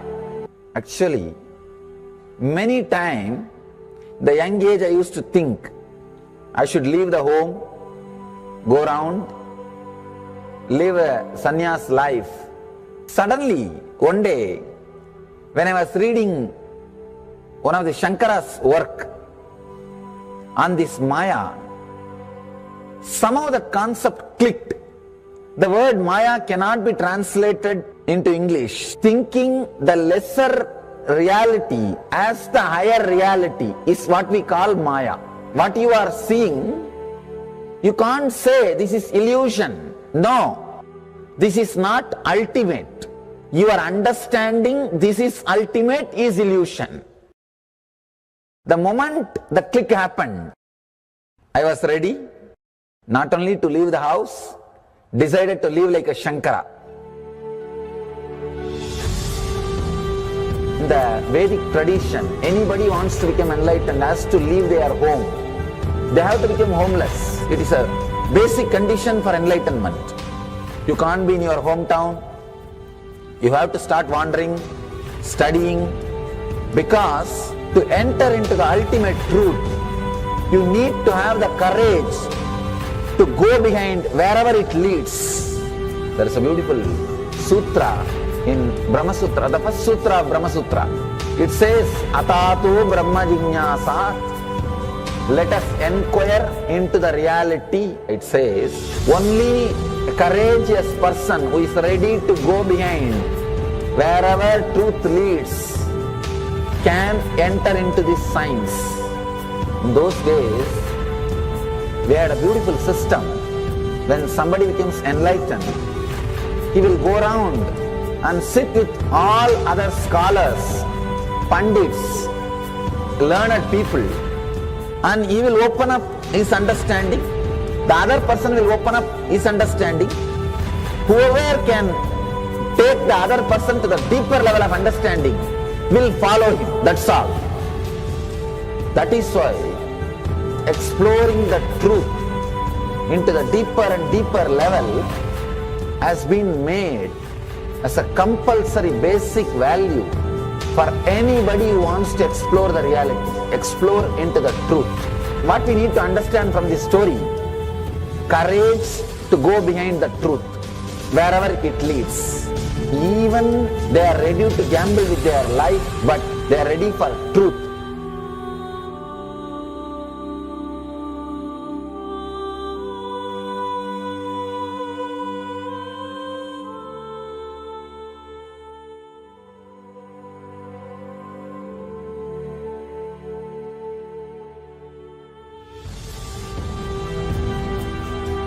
If you accept or start working on the reality, whatever you see can be Maya.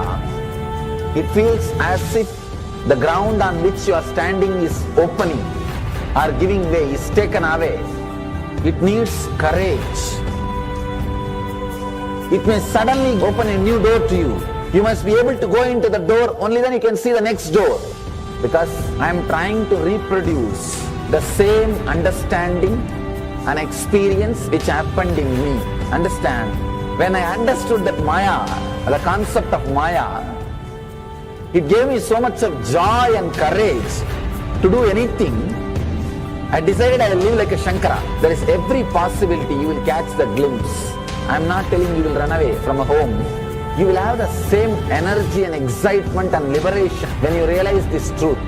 If this one concept Maya is understood logically by you, no suffering can make low curve in you. Nobody can exploit you easily. If you can just open that courage, this understanding can open new doors for you. If you understand this clearly, you will have the courage. If you have little courage, you will have understanding. It's like a circle. Who will start first? I represent Kailasa Nation, led by Supreme Pontiff of Hinduism, Sri Nithyananda Paramashivam, which speaks on behalf of 2 billion Hindus around the world who do not have a voice representing them in these international forums.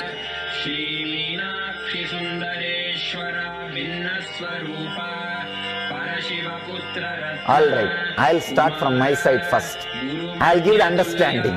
Let you add courage to it. Let's enter into the sutra. Illusions deceive, colors circumscribe, even divisibles are indivisible. Look becomes Shiva.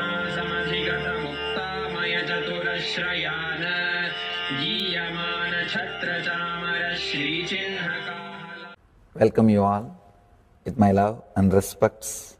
Before entering into the sutras, I want all of you to just sit for a few seconds. Sit straight and just prepare yourself. Because this understanding about which I am going to talk gave me the courage to leave the home. Today's subject is Maya. Actually, many times, the young age I used to think I should leave the home, go around, live a sannyas life. Suddenly, one day, when I was reading one of the Shankara's work on this Maya, somehow the concept clicked. The word Maya cannot be translated into English. Thinking the lesser reality as the higher reality is what we call Maya. What you are seeing, you can't say this is illusion. No, this is not ultimate. Your understanding this is ultimate is illusion.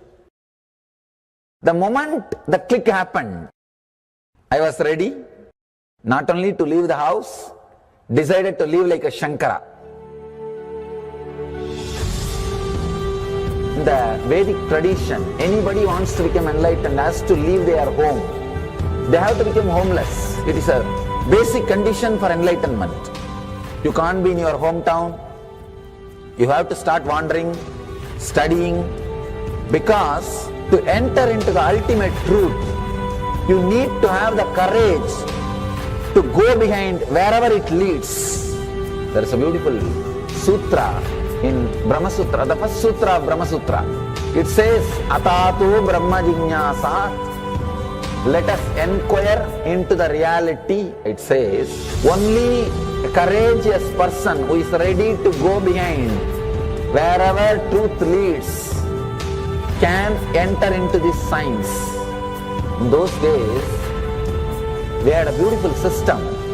When somebody becomes enlightened, he will go around and sit with all other scholars, pandits, learned people, and he will open up his understanding. The other person will open up his understanding. Whoever can take the other person to the deeper level of understanding will follow him. That's all. That is why exploring the truth into the deeper and deeper level has been made as a compulsory basic value for anybody who wants to explore the reality, explore into the truth. What we need to understand from this story, courage to go behind the truth. wherever it leads. Even they are ready to gamble with their life, but they are ready for truth.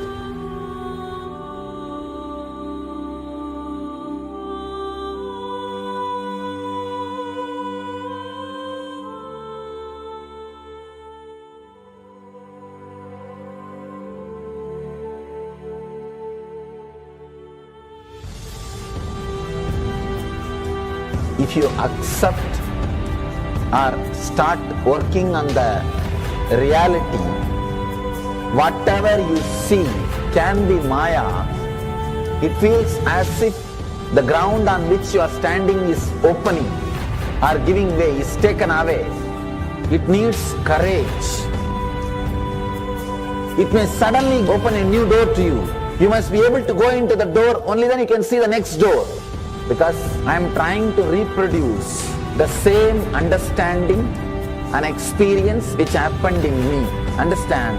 When I understood that Maya, the concept of Maya, it gave me so much of joy and courage to do anything. I decided I will live like a Shankara. There is every possibility you will catch the glimpse. I am not telling you will run away from a home. You will have the same energy and excitement and liberation when you realize this truth. If this one concept Maya is understood logically by you, no suffering can make low curve in you. Nobody can exploit you easily. If you can just open that courage, this understanding can open new doors for you. If you understand this clearly, you will have the courage. If you have little courage, you will have understanding. It's like a circle. Who will start first? I represent Kailasa Nation, led by Supreme Pontiff of Hinduism, Sri Nithyananda Paramashivam, which speaks on behalf of 2 billion Hindus around the world who do not have a voice representing them in these international forums.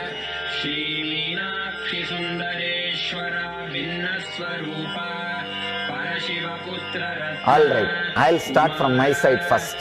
I'll give the understanding. Let you add courage to it. Let's enter into the sutra.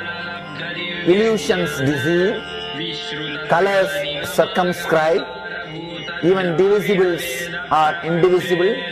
Look becomes Shiva.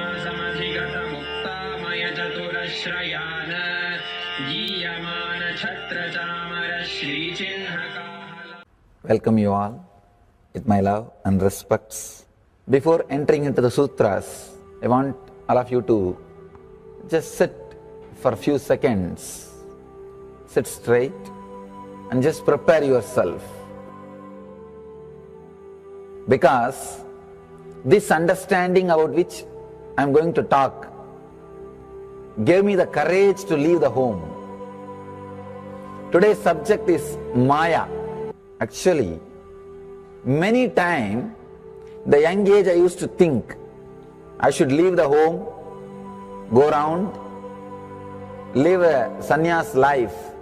Suddenly, one day, when I was reading one of the Shankara's work on this Maya, somehow the concept clicked. The word Maya cannot be translated into English. Thinking the lesser reality as the higher reality is what we call Maya. What you are seeing, you can't say this is illusion. No, this is not ultimate. Your understanding this is ultimate is illusion. The moment the click happened, I was ready not only to leave the house, decided to live like a Shankara. In the Vedic tradition, anybody wants to become enlightened has to leave their home. They have to become homeless. It is a basic condition for enlightenment. You can't be in your hometown.